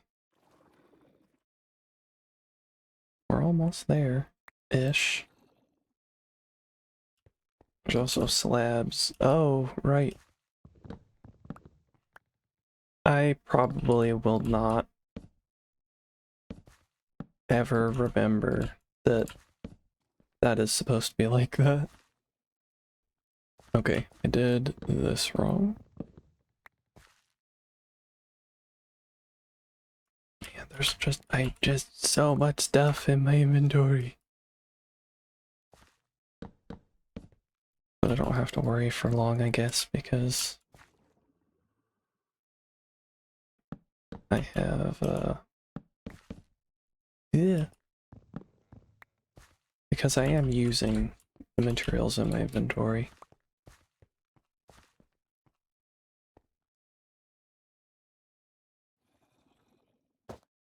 Yes, my skull goes back on my head again.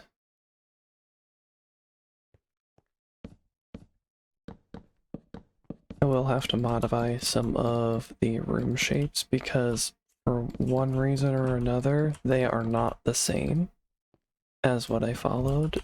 Or it could have been that it was the same as what I followed, and I'm just really bad at following directions. But this needs to be 2.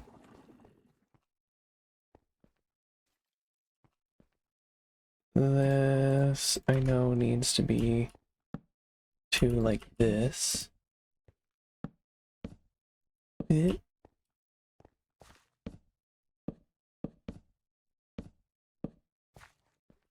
mean, at least now it looks more like how it's supposed to.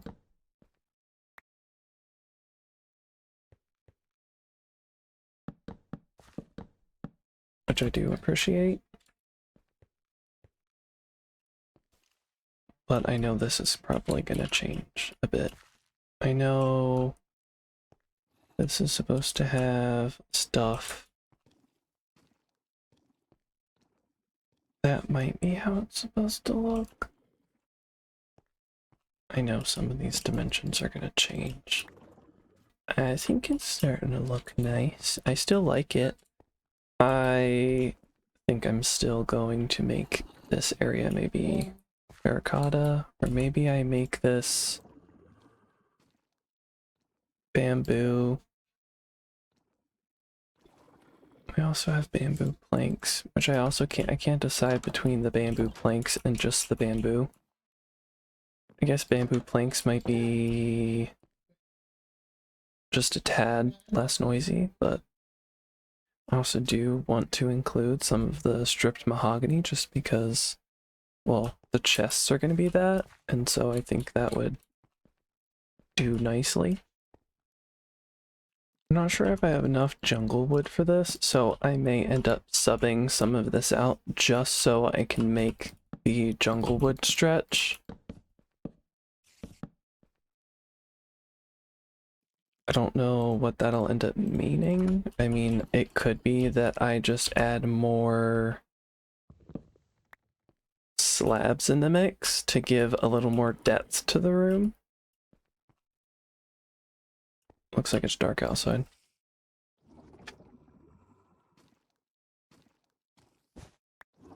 That is something that I tend to do a lot, is just if I don't have enough materials on me, I will use slabs. I mean, it's a great way to make materials stretch because sometimes you just don't have the materials on you and you don't necessarily want to go grab tons more.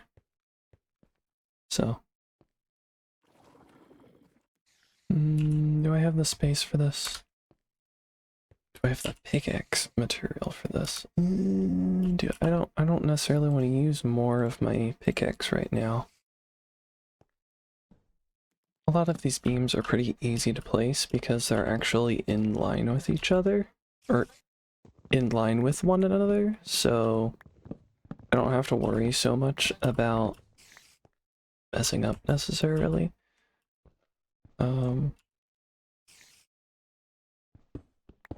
But I still have to pay attention. Okay. And then all of this wall would normally be planks, which does make me think I'm going to duplicate this on the other side.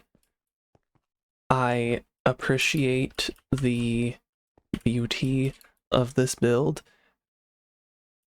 I do think just for now, I'm going to keep it symmetrical, and I want more space. I want more space to put chests, and I think it'll be helpful because I'll be able to put chests here. I will have the ability to put chests here. If I don't keep it symmetrical, I could make it double the chest area. So I could put a storage room over there. I could put crafting, smelting, and enchanting over here.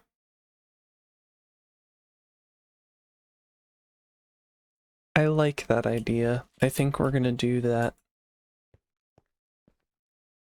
I know it does increase the amount of area that I'm working with, but I like the idea of keeping it asymmetrical, but on the outside, but then making it sort of symmetrical on the inside, so that way I have more space, because I just add a lot of stuff and I need a place to put that stuff. So, and yes, it'll look like a crowded space. That is how it is going to look. I am questioning whether or not I make the walls pink or the ceiling, or see, I don't necessarily want to go with something super aggressive looking, but we're kind of going that route at this point. Also, I should really be taking all these logs and stripping them upstairs with the whatchamahoosit. I'll remember what it's called someday.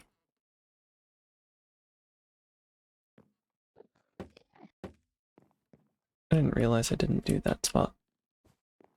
The thing with the board, the cutting board. If I grab the cutting board, I can strip the logs and get the bark. But I can bring that downstairs now because we're starting to, well, if I had the inventory space. Goodness. Running out of space in my inventory so quickly. This is why I need a backpack. Especially with all these extra bits of stone. I don't know if I grabbed the crafting thing. Cutting board. Yes, I did. And I will grab the furnace and the blast furnaces. Stone cutter. Do I grab my bed? Sure. I'll grab my bed. I'll have to make sure my spawn is set. I'll grab that. I'll grab this. There's nothing in that, so I'll grab that. I'll grab the brewing stand and the... Oh, I don't have the inventory space. Let's put this away. And this away. And I have stone and sticks in my inventory, so I can make some picks. This is a very colorful build, to say the least.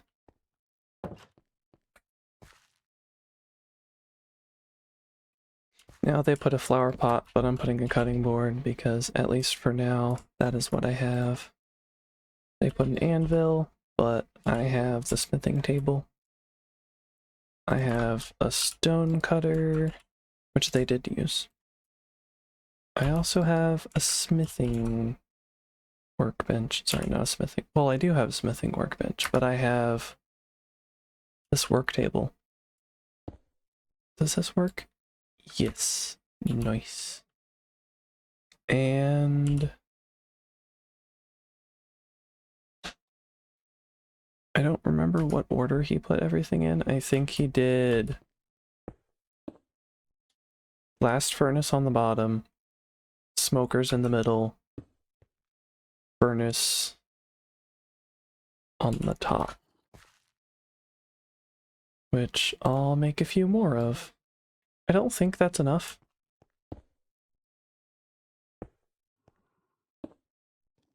Actually, that's exactly enough. Nice. And then we'll need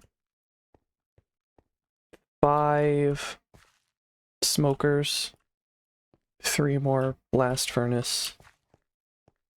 We will put a bed there, and I'll put a crafting table beside my bed, a barrel. Oh, the rain is getting very strong outside. I have space in my inventory to do things. This is so exciting. Okay. stairs. I don't have enough jungle wood. I need to go grab jungle wood. So I love gardening, and a decision that I should have made like last year, I'm doing this year, and it was a really hard decision to make, was not actually doing the garden. Last year I was like, man, I could tell from the way that I was feeling, I was like, I need to take a break from gardening, like a genuine full-on break. And that year we were actually going on a cruise, and I think it was a year that I don't think I was taking classes in the spring, because we were going to have a cruise in the spring. And I knew we had to fly, and there was just a whole thing of like, it would overlap with my classes in a way that would make it kind of like finicky.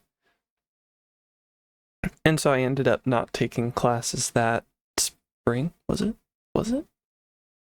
Yeah, I think it was spring, because I think it was May or something. So, but I brought stuff to kind of plan the garden. Yeah, no, wait. Maybe it was fall.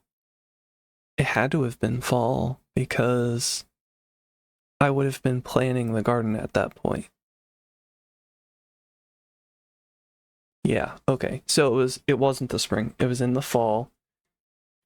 I think I might have I was signing up for classes in either the spring or the fall, and then ended up like backing out of them during the refund period, because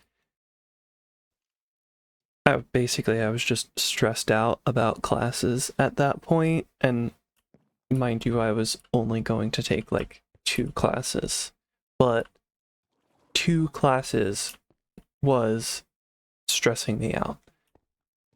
And I was like, I don't know if I could do this. And basically mom was like, well, if you're gonna have this attitude of like, I don't know if I can do this, or you're gonna end up like complaining about your classes, then don't take these classes. And I was like, okay. And I mean, I knew she was right about it, but I was very stubborn and like was like, well, I already started this, and like I start things and then I don't complete things, and I'm like, this is just another thing that I started and I'm not completing. And I was like, okay, chill. And it was like, yeah, just don't take them. I'm like, okay. So I got a full refund because it was within the time period that I could get a full refund. And I mean, mentally I was still disappointed, because I was like, but I didn't complete it. And so anyway, I think the following whatever I was gardening or something, frankly, the whole few years that I was working in college, and I say yes, years, they were just not working for me. Just, I don't know, something about college, it just didn't mesh with me and how I function. And there were so many things, and I'm like, this just doesn't work for me. Like, this just doesn't work. I was able to get accommodations for particular reasons, but which were very helpful. Like, I'm very appreciative of the people, like, to get accommodations and they helped me loads in every single class. But yeah, there was just something about college that I was like, this does not work for me. I don't know how people do it. And congrats on anybody who does. Anyway, I've gotten all on a tangent, but yes, this does come together. So, class just wasn't working super well for me. Even with accommodations, which I am very thankful for all the people who helped with that. And the people who were the people helping me with my accommodations, because yeah, that was a whole process. Is this right? 1, 2, 3 plank. No, log. 2 planks, 3 planks, 2 planks, log. And it'll be log, and 3 here. And then that'll be, that would normally be a window, but it's gonna go out on here.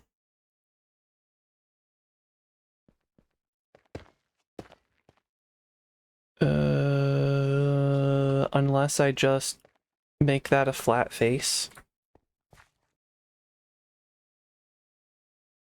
Like, bring it in one. So it's just kind of a little bit of a space, and we could do a kitchen there, maybe? Or no, wait, I was gonna make that extra storage. But I can't make that extra storage if I do that. I mean, it could be extra storage, it would just be single chests. We'll have to figure that out.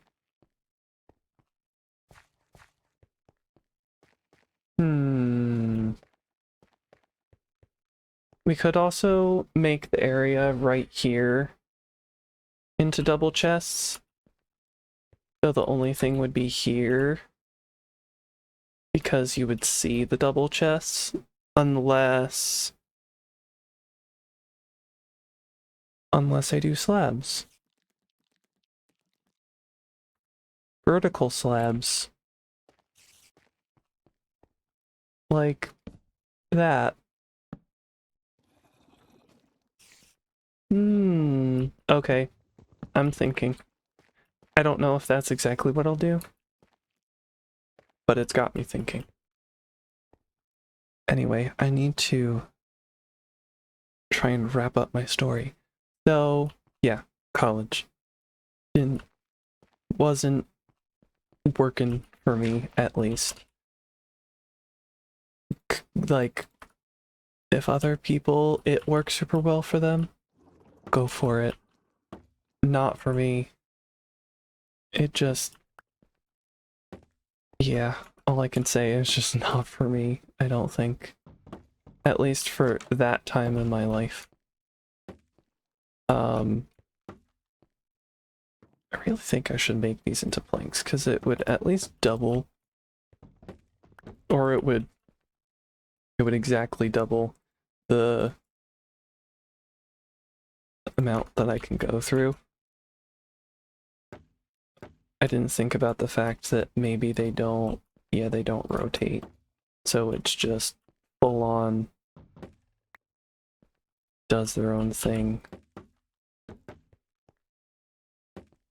But ooh, thunder. Thunder. Yes. I like rain. Rain is nice. I think I want to mix these. Wait, they look like basically the same.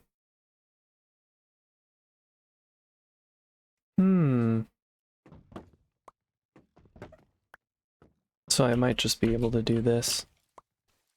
I like it. I mean, it looks crazy, but I like it, and then maybe I just do, like, wood plank over here. I'm sure I'll just completely change it, because I know the original idea was to use, like, glazed terracotta somehow. I may still do that on like maybe the accent wall for the bed area. I do like the idea of doing an accent wall there. Or yeah, I just like the idea of doing like a terracotta accent wall there. So we will go with this for now, even though it's crazy.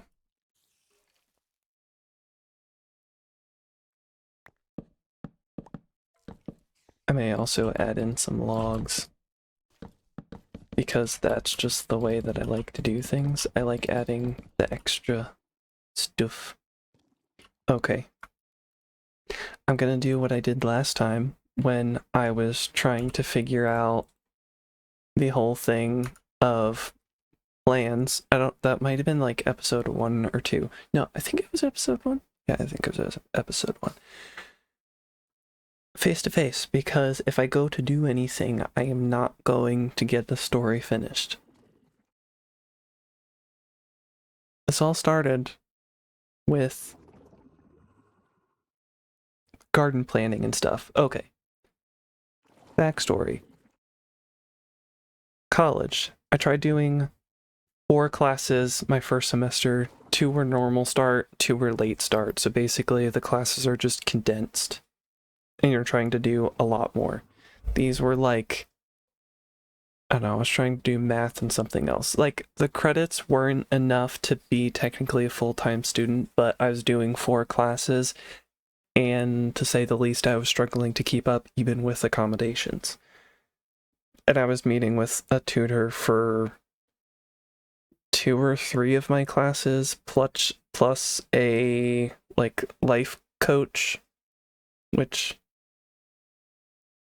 yeah, like I had an hour of that, and sure, I was only doing about on average probably 4 hours each day, but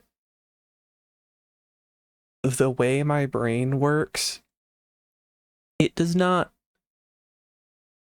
College isn't like a menial task that you're doing 8 hours straight. Like it's not something like, oh, I'm gonna be like wrapping boxes, or oh, like every job has its difficulties. But this was not one of those things that I could do just automatically. My brain had to be functioning at maximum capacity for like 4 hours. I could only handle that for maybe like 2 hours before I had to have a break. Like if I did 3, basically the next hour would be entirely unproductive. Like I could definitely feel my productivity going just absolutely down in the 3rd hour. So basically like 1.5 to 2 hours was the mark where I'm like, I have to take a break right now, because if I don't, my productivity is going to go way down. I'm not going to be able to get more done today. And my breaks usually had to be longer than like a half hour, because I have a hard time switching from one task to another. So yeah, I generally probably got about 4 hours on average, but then I would be totally fried after that. And then that wasn't including like if I had a tutor session or if I had a life coach session. Then what else? I was going somewhere. Oh, I didn't have weekends. Like I could not keep up with the work, because it was like my brain was fried after 4 hours. So I had 4 hours, but I also had 4 classes that I was trying to keep up. And I basically, like, I woke up, I ate, I had to do class stuff throughout the whole entire day. Like the only thing that I could actually do was eat, sleep, and classes. That's all I had time for. I think I was able to fit in like exercise, because that was more of like I was forcing myself to add in exercise because it was like the only other thing keeping me sane during that time.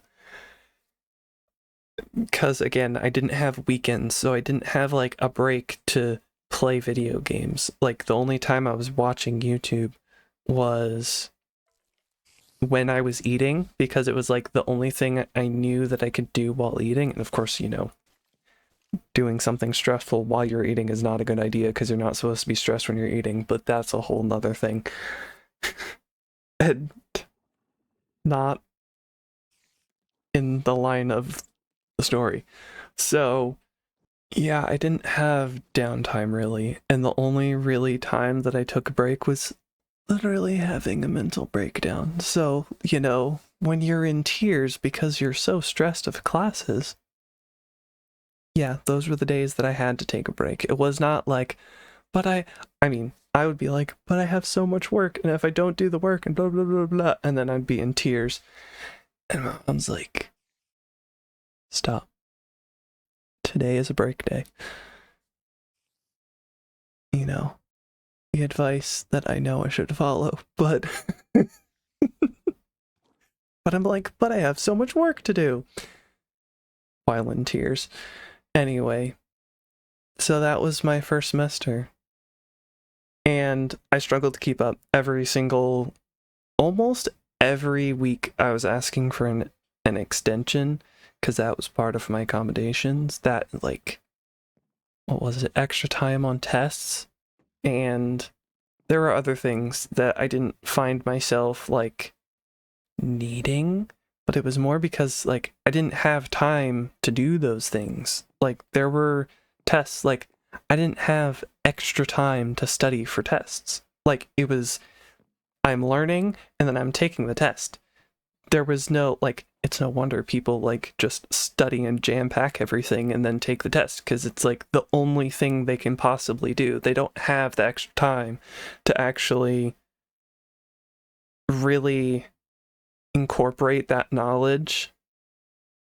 Maybe integrate. They're not able to integrate that information into their brain because it takes more than just I don't know how people do it. Some people do it, and college is great for them. I am not one of those people, and I find that the whole thing of trying to, like, integrate all that information in your brain, like, I am not that person. I'm not capable of doing it in the intensity that college has you doing it. But then I was taking 2 classes because I was like, okay, 4 classes was a nightmare. We're going 2 classes. 2 classes after that was also still a nightmare. But, oh well. Did that for a few years. Then it got to the point where I was like, I don't know if I can do this now. Basically, I just had a few classes that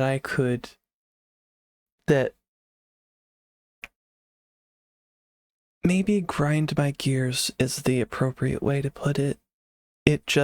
There was, from the beginning, I'm like, I'm not sure this works for me. And with each semester, it just kind of progressed in that direction of, like, why is it done this way? Why do people hire this way? Why do people do this way? This is so inefficient. And so I was just kind of, semester after semester, I was just running into more and more issues. I'm like, this makes this way more difficult than this needs to be. And the steps that are being taken do not accomplish the goal they are meant to work towards.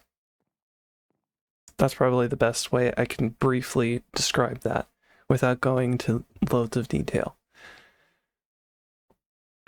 And that was made clear through some interactions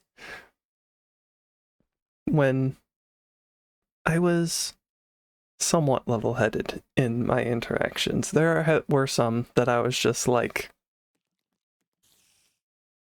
nah.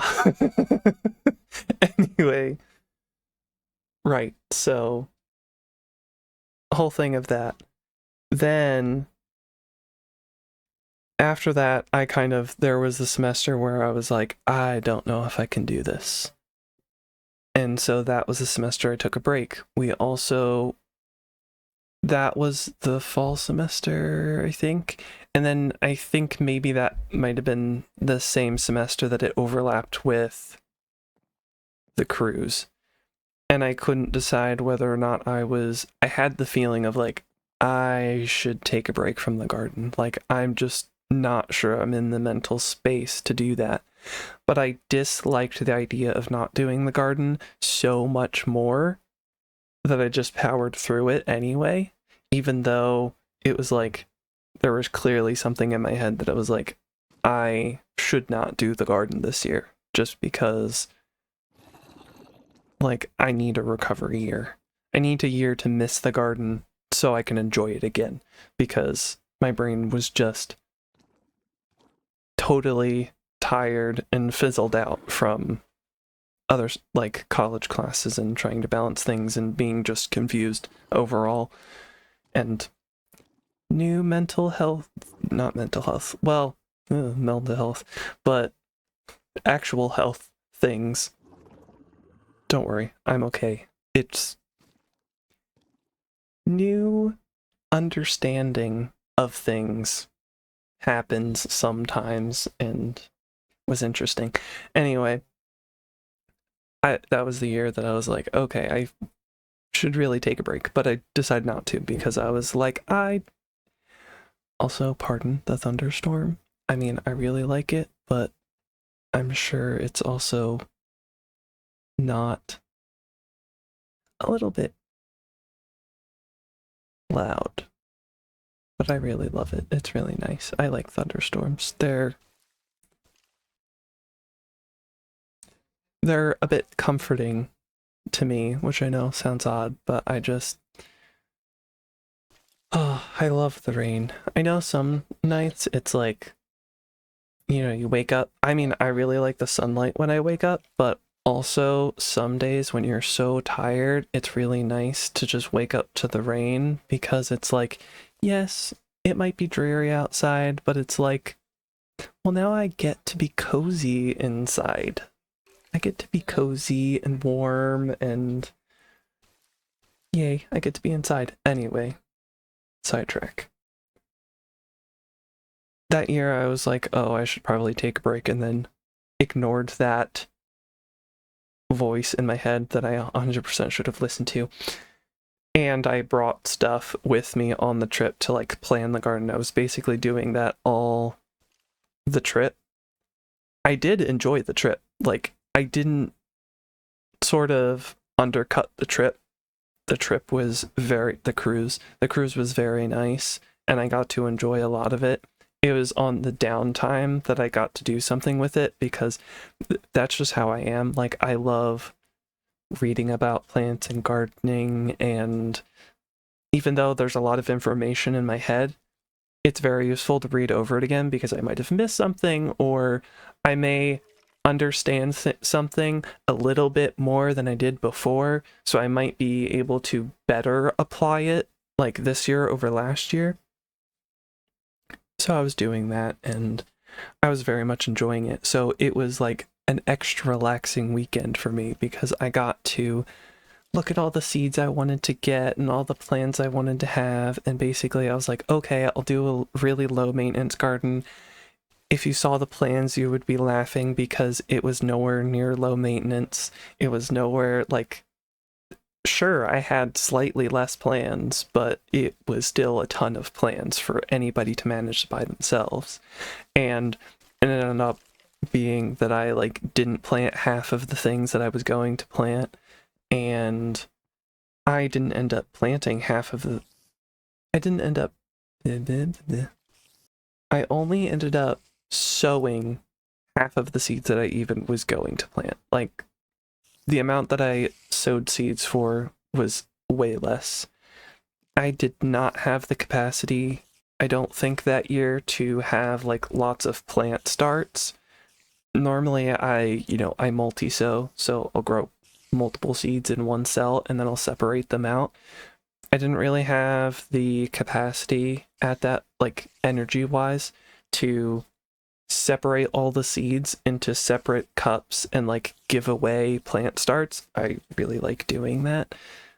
but I just didn't have the energy that year. And so basically I was just kind of like decapitating the plants that I didn't need and taking the strongest ones, which also isn't a bad thing, because then you have the strongest plants and then you get the strongest plants for the next year if you save seeds. Also didn't do that, but it's a nice thought. And so, and then even after like planting a lot of those things, I probably planted half or a quarter of the seeds that needed to be planted in the garden. I think you can see a progression. Just as the season went on, it was just, I was like, okay, this is how much energy I have. I would overdo it in what I planned on doing, and then I would fall short of that because I just went overboard. Like, I just wasn't paying attention to what energy I actually had, because I'm like, but I want to do all of these things, and I might have less energy now, but I might have more energy tomorrow. And it's like, well, not if you keep planning like this. And so I went through the whole year, and it just kind of progressed downward, where I just didn't have as much energy to tie stuff up. I wasn't able to go in the garden every single day because I didn't want to go in the garden every single day because it was tiring just to look at it. And to be fair, there were so many large tomatoes that I missed out on, and it was so sad because I just wasn't going out like twice a day. And there would be tomatoes that were split or had bug holes in them or already had bugs in them. Super nasty. But there were multiple extremely large tomatoes that I just totally missed out on because I couldn't keep up with it. And I didn't even keep up with it by the end of the year, because that year the year was kind of funky with the weather, because I think the fall I was going to do a fall garden because I was like, well, it's lower maintenance, but I didn't end up doing it, which is good because we had very like, the weather fluctuated in temperature a lot, and when the temperature gets really warm, then really cold, a lot of things like cabbages, which are considered cool weather crops, they do well in cooler weather. They can do what's called bolting, which just means it goes through a stress process and starts to produce seeds. Cabbages are basically, I won't get fully into this because I could talk about this for hours because I love gardening, but cabbages are like the leaves of a plant, so it's just like a really big set of leaves, and they eventually all fan out, and then in the center a stalk will grow out and produce yellow flowers all around that stalk. When they get pollinated, they will produce pods that also taste like cabbage. So they're kind of like cabbage green beans. They're not as big. Some of them are about maybe an inch long, and they are thinner than a green bean, much thinner than a green bean. You wouldn't necessarily eat them as like a something to fill you. I'm sure they would be nice in probably like soup or salad. It's kind of like the equivalent of growing a microgreen. Like, you're not going to eat a ton of it. Microgreens are good. I don't think they're as nutrient dense as microgreens for technical reasons. Like, seeds have all the nutrients that the seed needs. Seeds contain most, if not all, the nutrients the plant needs for germination to the surface, but by the time they've sprouted, they usually have used all of that. But it's much more accessible to your body because it's no longer in seed form, even though it's like there's still a lot of like, what's it called, fiber. There's still a lot of fiber, but it's easier for your body to get access to that nutrient than if it's not sprouted yet. Anyway, not the point. Point is, they might not be nutrient dense as those, but like, it's a vegetable, get it in your body. Anyway, not the point. Point was, I didn't grow those, and it was a good thing because basically the temperatures were going from like cool to really warm summer temperatures a lot, so it was fluctuating a lot. And those are the years that tend to be not so great when you're doing fall planting, because things will seed, things will bolt, stuff will get like really bitter. A lot of fall vegetables, they will get sweeter with like a light frost because they condense all their sugars, and they have less bitterness because it hasn't really been hot. Also, I think it could have something to do with stress.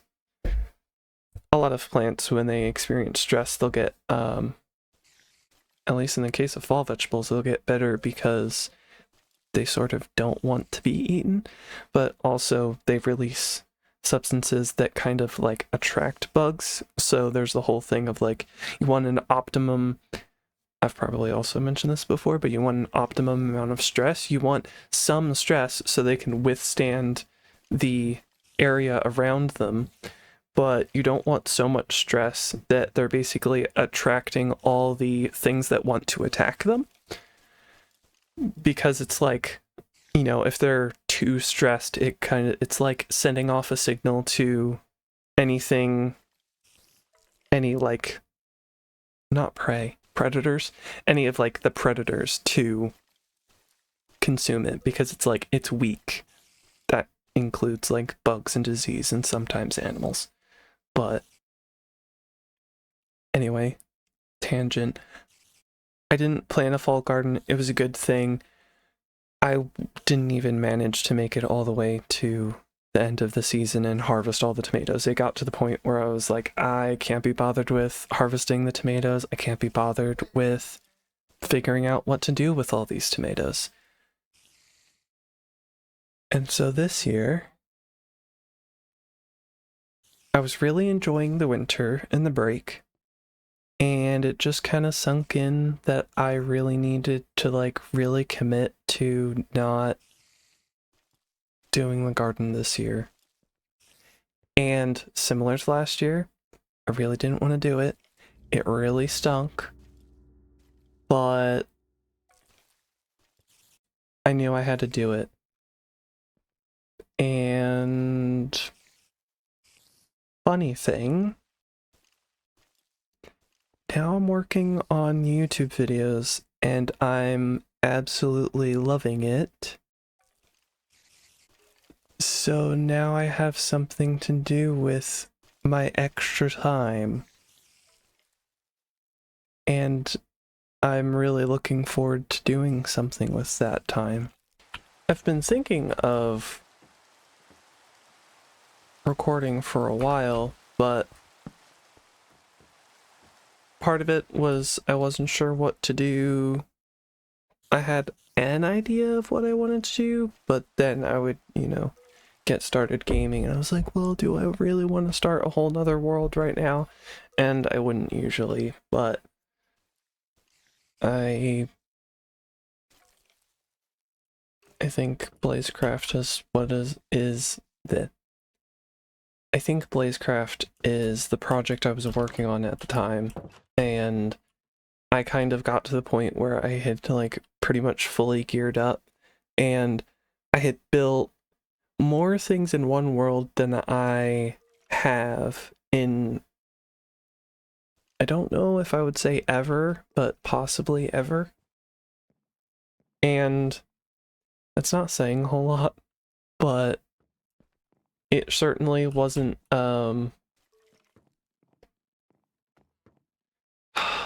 don't know how to describe it. It wasn't like super put together necessarily,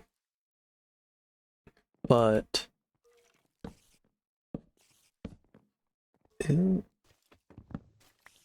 I would say it was,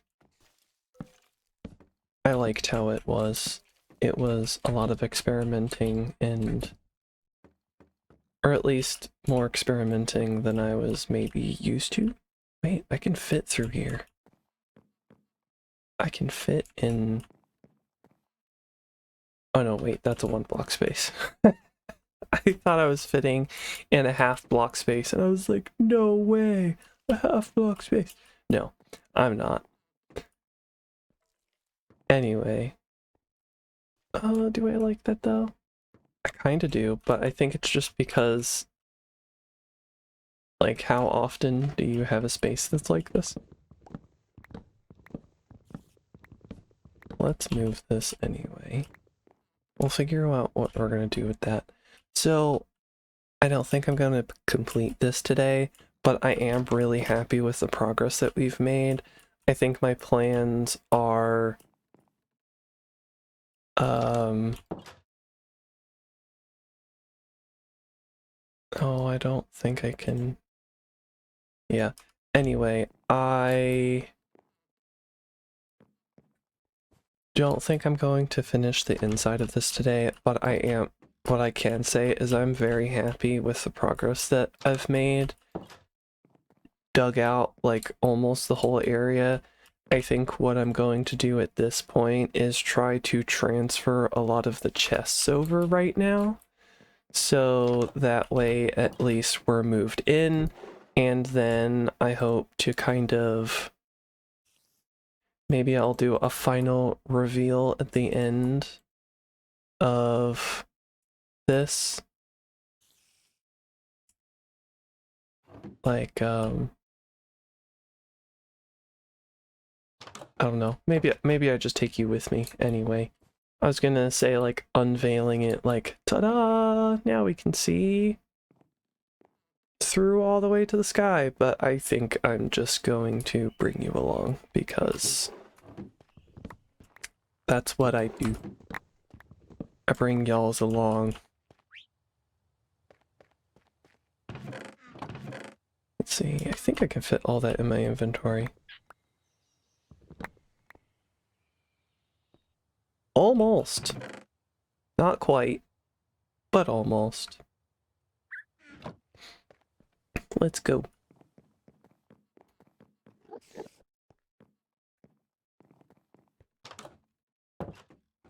So, I mean, what I could do here is just stick barrels. Do a barrel wall, and I think we do have extra barrels. Not only do we have chipped barrels, but we also have better barrels. I think. Do we? Did I not install that one? Better end, better nether, chipped. Doesn't look like I installed that one. Okay. Well, Slavic Delight. There's so many Delight mods that I just haven't. Frog-leg barrel. Ah, these are all from Crapper's Delight. Anyway, we have extra barrels to work with. Can also get scrap metal, but I would need metal swarf, gravel, iron, and ferrous slime ball, which I have to get from a ferrous slime. Okay, so we're not getting that anytime soon. So it looks like I'll have to work with the chipped ones. I could always go for jungle. Again, we have a lot of jungle wood going on. I haven't fully figured out what I want to do with all this, but I know that I need jungle wood for that, so there's that.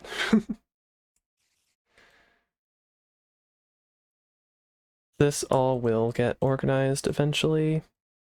I'll end up needing to reorganize it anyway, so I'm not super worried about the fact that it looks disorganized right now.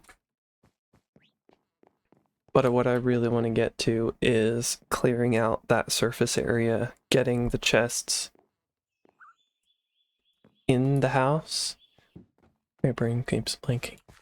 I'm thinking of maybe setting this area up for these chests first, just so I have a spot to place this, because I don't suspect I'm actually going to get an enchanting setup set up soon. That's totally not confusing. I don't plan on getting that super soon, so I don't necessarily have to worry about that right now. So that's why I'm putting those chests there. Because that half of the house is finished, unlike this half of the house. Or at least it's close to being finished. Unlike the other half of the house. So I'm going to set all that up. And then I guess next episode we'll get closer to finishing it. Hopefully we do actually finish it. I hate to leave this on such a cliffhanger. That is something that sometimes can be really hard, is not making the progress that you want to sometimes. Because, you know, you look at things other people do and you're like, wow. And I mean, clearly they spend very many hours doing those things, so it's not without merit, but it's very easy to get trapped in that of being like, well, this person completes so much, why can't I do that? And it's like, well, they're spending quite a lot of hours. And it's not that you don't complete a lot of hours, but it's a lot of hours. And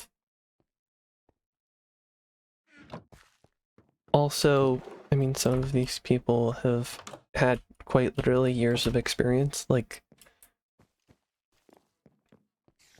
do not underestimate the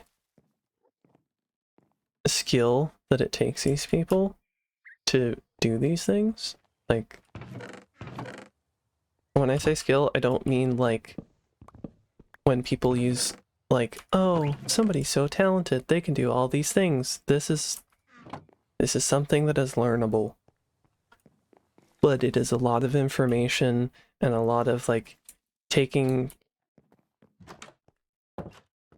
concepts and kind of condensing them down into your brain in a way that you can reuse those concepts a lot of the time. And part of that is you will learn, how do I put this well? Part of what these people do comes from a place of they've done it before many times over. So they have lots of experience to pull from. Imagine trying to learn a new skill. And somebody goes, oh yeah, you just do this, this, this, and this. And you're like, I don't have the forethought to think about all of these different things. Like, the idea of thinking about one of these things stresses me out because I don't know where to start. These people are like the person talking to you. Like, they can be very good at explaining these things. Also, don't forget that. But they have a lot of experience and they're capable of doing multiple different things and going through like tons of information very quickly because they've done these things a lot of times. I don't doubt that some of you have particular skills that you're super used to doing this with, and it doesn't even faze you or cross your mind that like that is unfathomable to somebody else. Somebody else might be like, eh?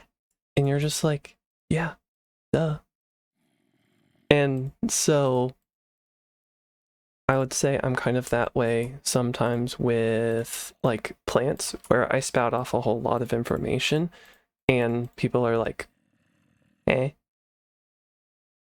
And so just, I guess, as a reminder, a lot of us have a lot of information that's just stored in our own head.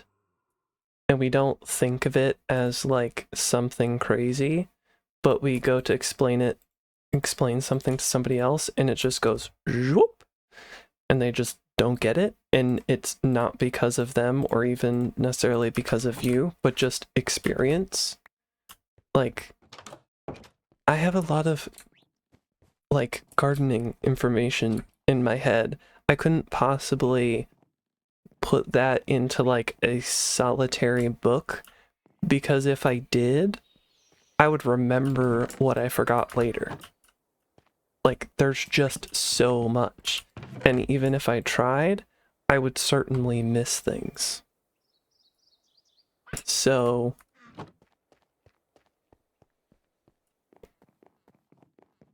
I guess that's just me saying the reason that some of these people can do these things so quick, like, it is a test of their ability in the sense of maybe intensity is a better word for it. Like, they're testing their ability to the maximum amount to see what they're capable of. Is that maybe a good example? Like, they're taking their skill set and seeing how much they can scale that skill set up. So, yes, it's a lot of effort, but it's sort of like, it's fun. Everyone has that skill set that they work on, that they have just a ton of information, and you may not think it, but it's somewhere.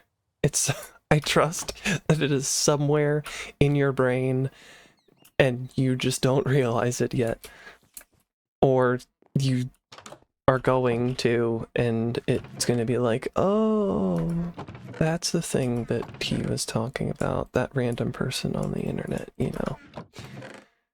It's easy to think, oh man, I don't know how those people do it. There's a lot of information that they have put into practice, and they have found the things that the information that they need to sort of cut through to simplify that process for them. And I mean, I guess one way to think about it is like style. In a way, style is like all the shortcuts that your brain makes. It's sort of a way to think about it, is it's like this just pattern of thinking that is super condensed, but you get very familiar with navigating, and once you've navigated that enough, you kind of like a forest. If you get familiar with the landscape, you get really familiar with the landscape, and you're capable of being like, okay, I know mentally this place is in this direction, this place is in that direction. You could be like, oh, you know, you give instructions to somebody to go through the woods, and you're like, you pass this landmark, this landmark, and this landmark. You cross the pointed mossy rock by the knobbly tree, and you keep going forward. You find a stream, and once you meet the collection of 3 stones, then go to your left and keep going until you see the dead laid over tree. Then go forward and you'll see this house. For somebody who has never gone into the woods, that is probably like the most nerve-wracking experience, because they're going to be like, but what if it's not the right mossy tree? Or what if it's not the right mossy tree? That wasn't mentioned. So you're wrong anyway. But so like the person who navigated that forest, that those are like super easy instructions and super condensed down, and for other people that is like overwhelming, because they're like, what if I do this wrong? I don't know if my brain can even hold that information for long enough that I'm not going to get myself lost. And like, what if I get myself lost? And that's kind of how some of that building can feel. Like building something new or learning how to build, because it's a new process that has a lot of information. You can get conflicting information, like getting conflicting directions. And so it's like you feel like your brain is trying to work overdrive to take in all this information, but then you just like, how much of this is valuable information? And it is understandably confusing at times. I mean, it's understandably confusing all the time, but it's easy to look at what other people do and be like, wow, how do they do that? I can't understand. The experience, when you do something 100 times, 10 times, 100 times, 1,000 times, it gets easier and you're able to just do something instead of getting into kind of this analysis paralysis of like, what am I going to do? How do I make these decisions? Also being okay with you don't have a full plan. I mean, a lot of these people, they like actually plan things ahead first. They kind of have, again, they have experience, and so there's this, at least the way I think of it, is they have this bank of information in their brain, whether they realize it or not. I mean, many of these people are very much aware enough that they know, but you know, there's just this bank of information that's very integrated in your brain because they've used it a lot. And oh, there's another villager on an elephant. And they utilize it very often, and so, you know, taking references and being like, well, I've never done this before, that's a challenge. That's a fun challenge because they've done a bunch of stuff before. They want to test their skills in certain ways, like that is, or they upscale things, so they build on a scale they're not used to, or they build in shapes that they're not familiar with. They're constantly improving on a skill set that they're constantly working on, because you can think, oh, I'm a builder, but if you think you've just, like, there's always movement to make in building. There's always another skill that you can learn. There's always more to learn, and that's with any skill set. There's always more to learn, and that's what makes learning things so fun, because there's always more. Can make it stressful, but accepting that there's just more information than you could possibly take in is like, well, that just means the world is so much bigger, and there's always something to explore. Anyway, not the point. The point is, they're always, you know, testing their skills, learning, sharpening, and they have a core skill set that they've practiced for a very long time, and it's fine that you don't do things exactly the same, because you're not the same exact person as they are. You may not think exactly you very likely don't think the same as they do, and that's fine, because, you know, style will kind of come up from that. But also just embracing the fact that you're going to make mistakes. Just be like, okay, I am planning to build today. You know what I'm planning to do? Make something ugly. Yes, it's fine that it looks ugly, because you know what you did? You built something. You built something. Because if you're not building anything, well, how are you going to build something nice if you can't build something ugly? Because it's easy to build nothing.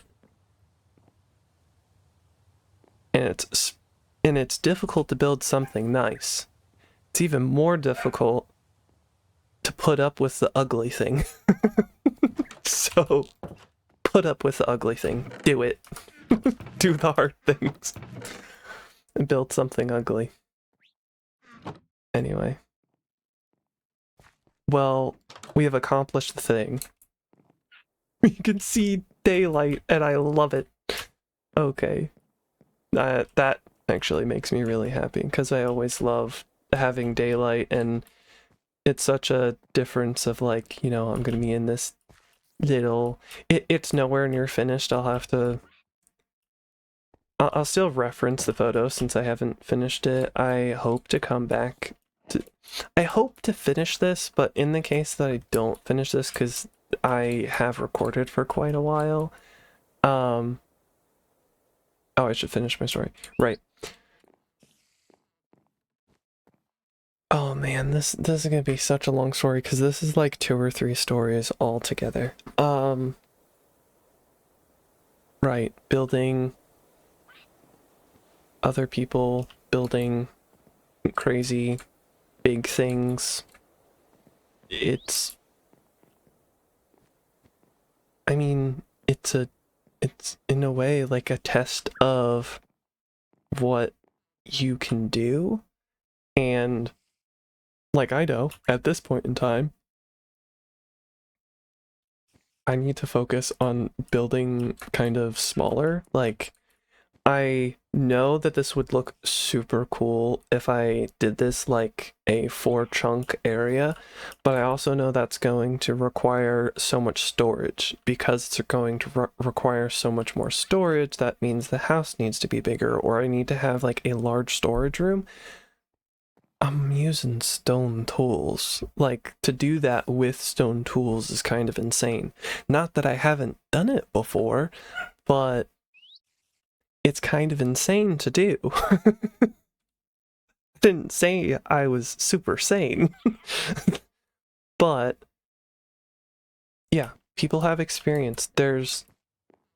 As you do things repeatedly, those things that you've done 10, 20, 30, 40, 50, 100,000 times, they get easier to do. They don't require as much energy as they have before. If you've picked a block palette 100,000 different times, it's bound to get easier. If you're used to building something ugly, you're going to get used to it, and you're going to learn how to make things that you feel are less ugly. Is this the best thing I've ever built? No. It's also not finished. I'm sure I will learn things that I'm like, I should have done this different. Maybe I should have used less mahogany. I don't know. Or maybe I should have made this mahogany and I should have made the center something else. Don't know. But experience is sometimes an easier way to learn things. I guess a good way to do things is just, you know, kind of holistically. You know, you learn from other people, you ask advice from other people, you physically do things, and it's really important that you physically do things. It's just really, really important that you physically do things. It's very helpful to learn from others. I mean, this is an example of me taking one idea that, you know, I remember there was a mod, I can't remember the name of it. It was Mine Colonies. That's what it was. Mine Colonies has a build that's similar to this, and I say similar. I'm not remembering it fully, but this is like a vague idea of what it was. It was sort of a chunk. The blocks were very nice on the sides, and it had this kind of channel here, and pathways here, and kind of like posts going up, and mining doors off in different directions at different levels, and it was really cool. So I'm taking that idea and then combining it with like this hovel door And then on top of that, I'm doing it in a totally different block palette. So I'm taking a whole bunch of ideas and then like mashing them together and seeing what happens. Something's bound to go wrong. But, oh, and these doorways are from the Misadventures series that Lizzie just started, or a whole bunch of people are now playing currently. So there's a lot of ideas going on here being mashed together, and we'll see how it turns out. It may turn out nice, it might not turn out as nice as, or even a tenth as nice as some of the ideas that this originated from. But the only way to learn is to experiment, really, and learn from others.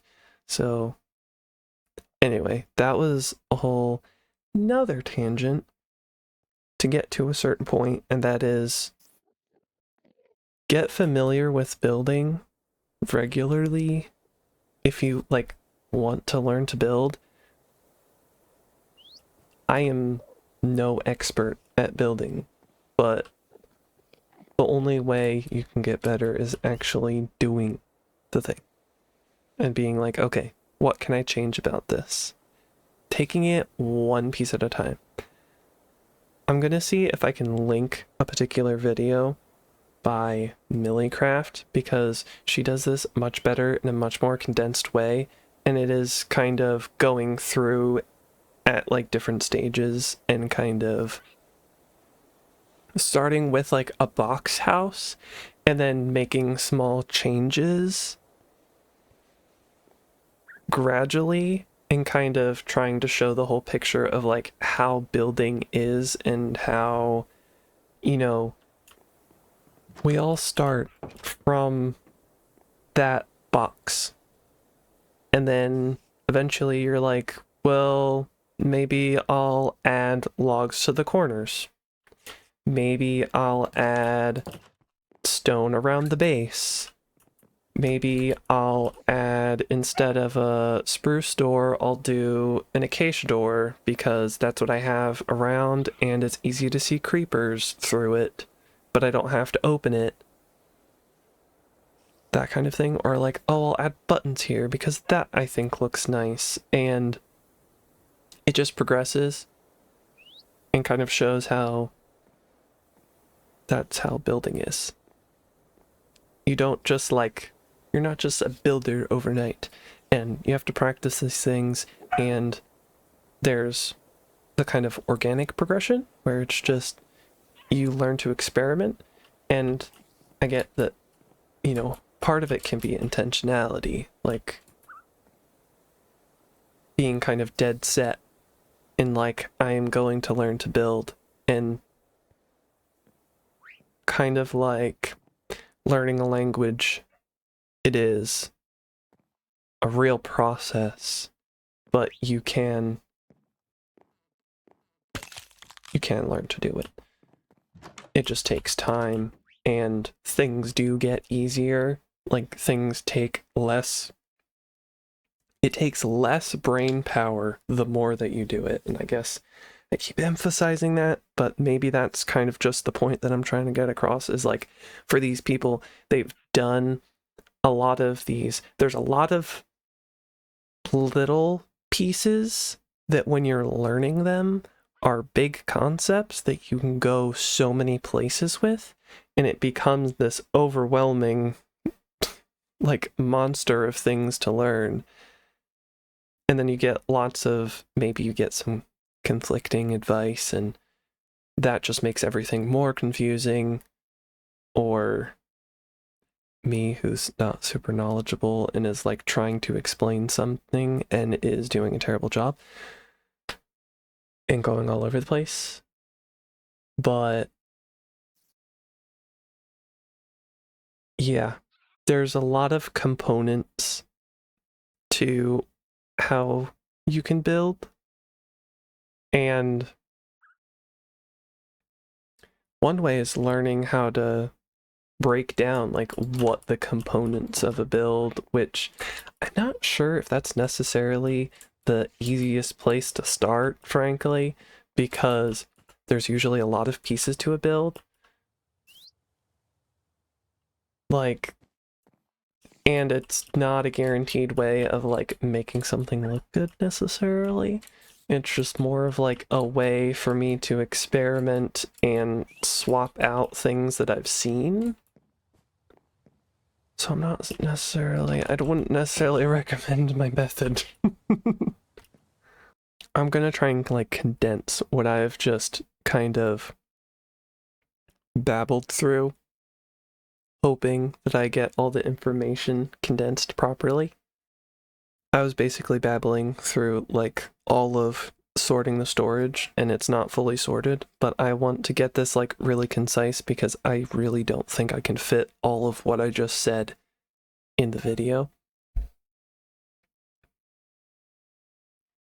You often see people build really cool stuff on really large scales, and you think, I cannot fathom building something like that. Don't underestimate the amount of effort and skill that they have, and don't mistake skill for like quote unquote talent, that it's just like natural and came to them. That isn't to say that we all don't have our sort of affinities for things where things feel like they come more naturally to us.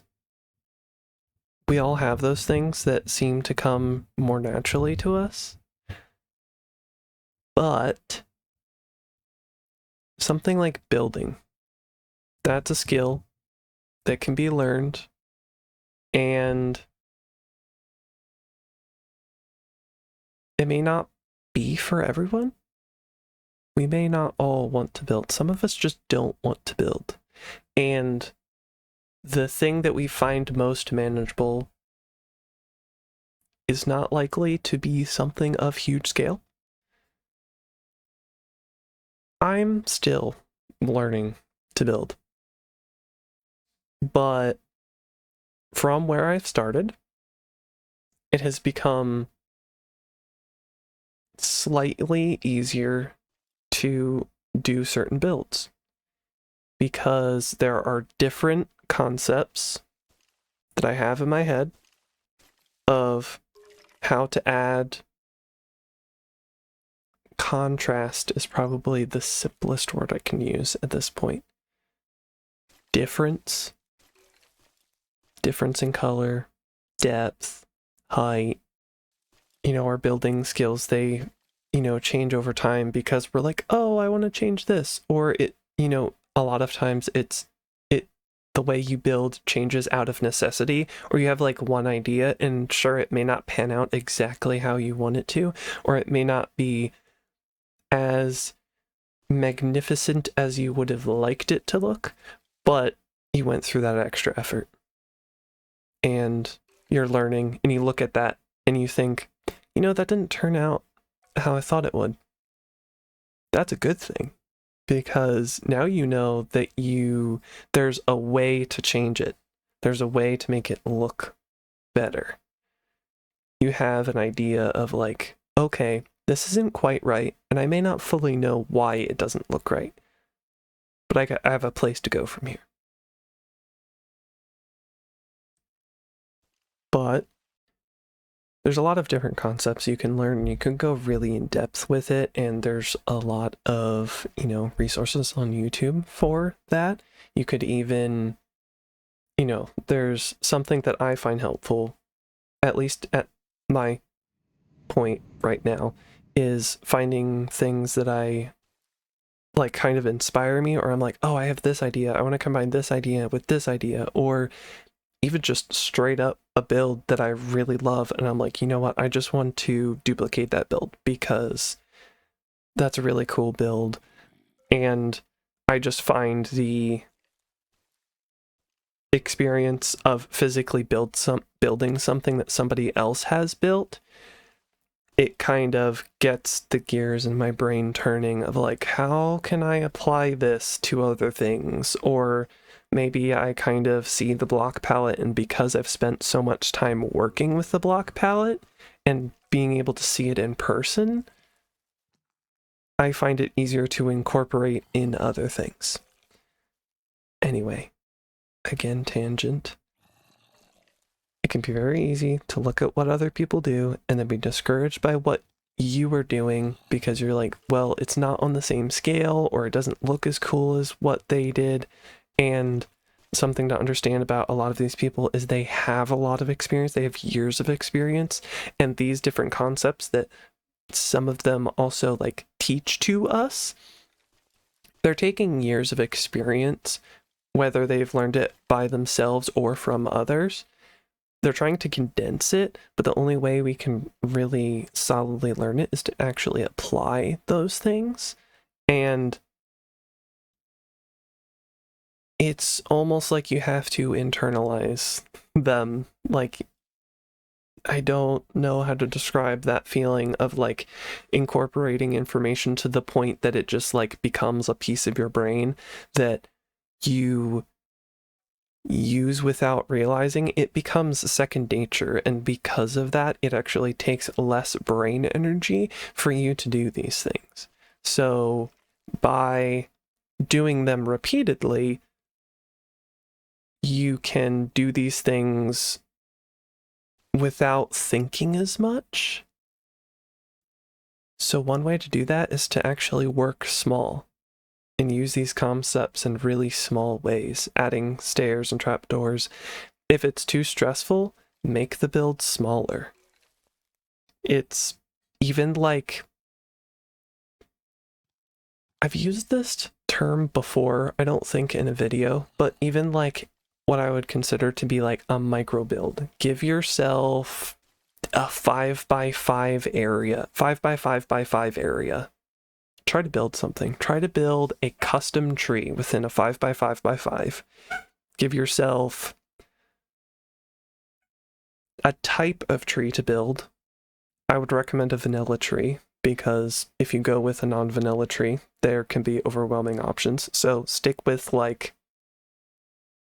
I know I'm in jungle, but pick a tree that you're really inspired by. Maybe it's a cherry blossom tree. Maybe it's a vanilla oak tree. And you're like, I wish they looked a little more grand. I know 5x5x5 is not the most grand of areas, and that will make things very difficult. But think of what blocks you can use and think of how you can use them. It's a really great way to test your block knowledge and how to add shape to things that you normally wouldn't think of when you're doing something to a really large scale. The importance of scale is the more you scale it up, the more texture you can give something. And when I say texture, I don't mean like more block uses. I'm thinking of, if you've ever built a circle, you'll know probably it's a 5x5x5 circle. Sorry, 5x5 circle is 3 blocks, and then catty corner in 90 degrees, 3 blocks, and duplicate that multiple times. So build a 5x5 square and then knock out the corners. You have a 5x5 circle. But as you get bigger, that's like you could probably make a nicer one with like, say me, where I have slabs and stuff. We're not getting into that.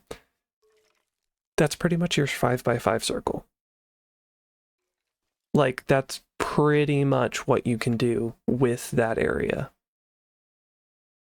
But if you have a larger area, you can make a very nice circle that when you're zoomed out, it looks very much like a circle.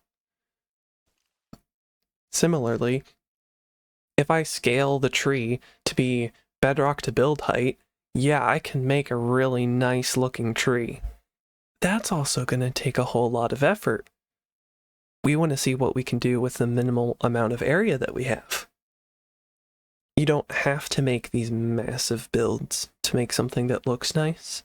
Experiment and kind of test your block knowledge of like, what can I do to make this look more like what I want it to?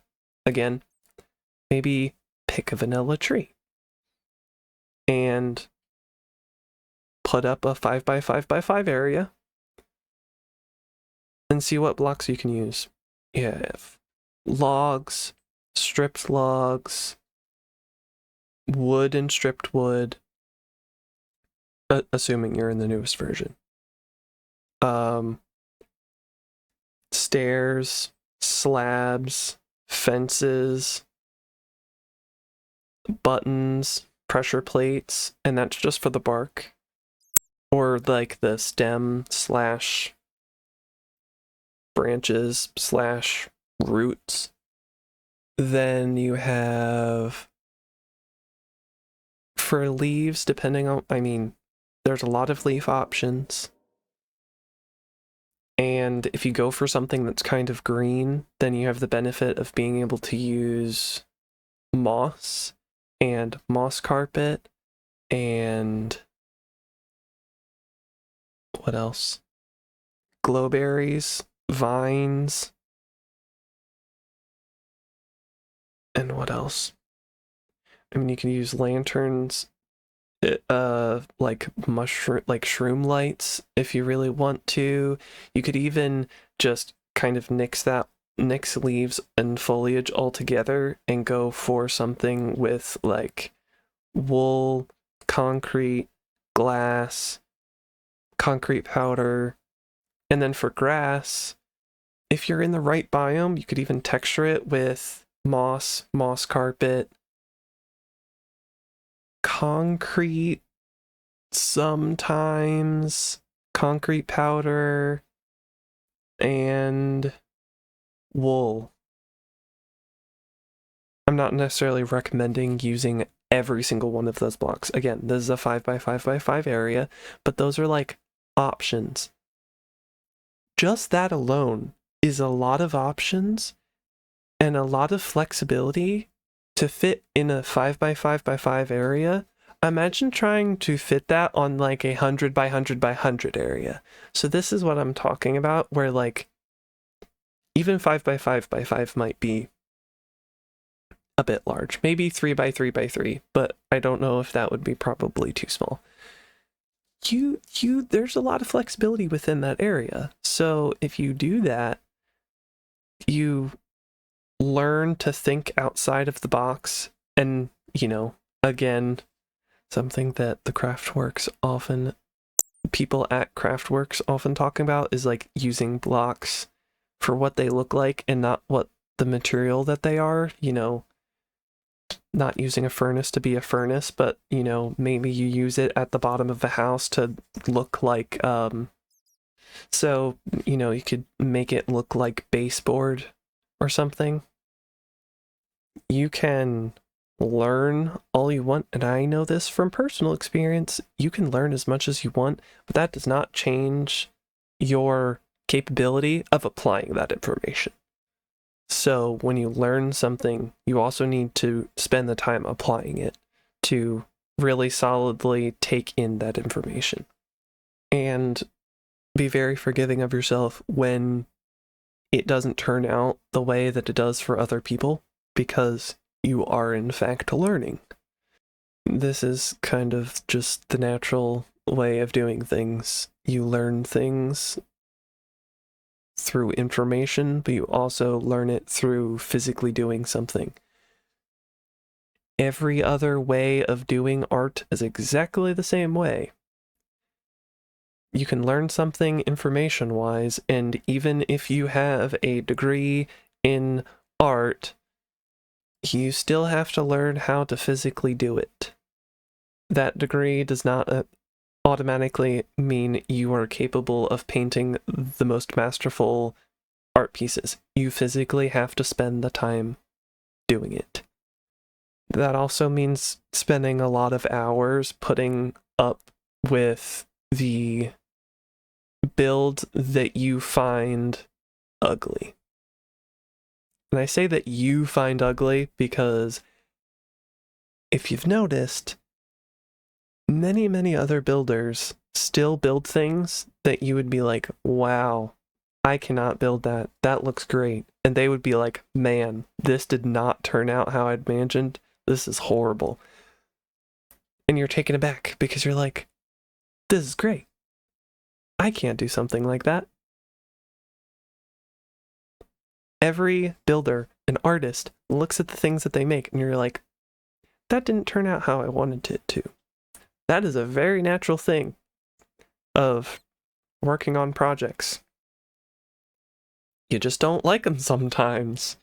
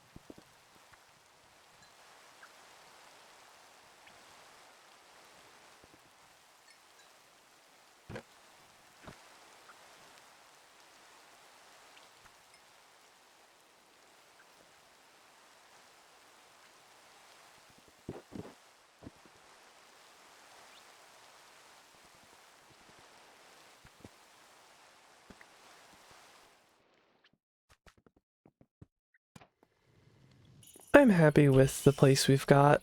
Is it finished? Not even close. I mean, the plan is to send this all the way down to bedrock. And now that I'm kind of looking at all the different bands of stone, I'm questioning whether or not I actually want to have this look like this, or if I would like to maybe have some type of like smooth stone pattern, something kind of simple. Let's just recap. Today, we finished excavating the stone area. We moved all of the stuff into this house, which we finished mostly decorating. I'm sure a whole bunch of things will change in maybe next episode if I am feeling it. You know, maybe I change out the floor and add some more decorations. Right now it's functional and it looks nice. And we also have these pathways, which, you know, do they look exactly how I thought they would in my head? No. But we got these pathways in. They look good. I like them. Are they perfect? No, but I like them. And we have the copper mine started, and eventually we'll start different mines down there. We do still have this, I keep wanting to call it the stone shaft, but it's not that. It's just the ladder that will lead us all the way down, and eventually it'll have, you know, an area where it can just drop down. And maybe like a bubble elevator that makes it quicker to go from bedrock to surface level. But hey, I feel like that is loads of progress.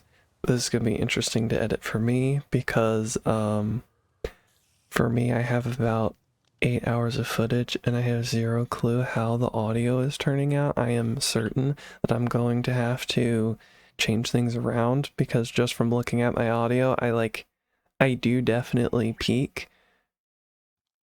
But to be fair, this is also a new mic, so this is a whole new experience, and I wasn't sure how it was going to look.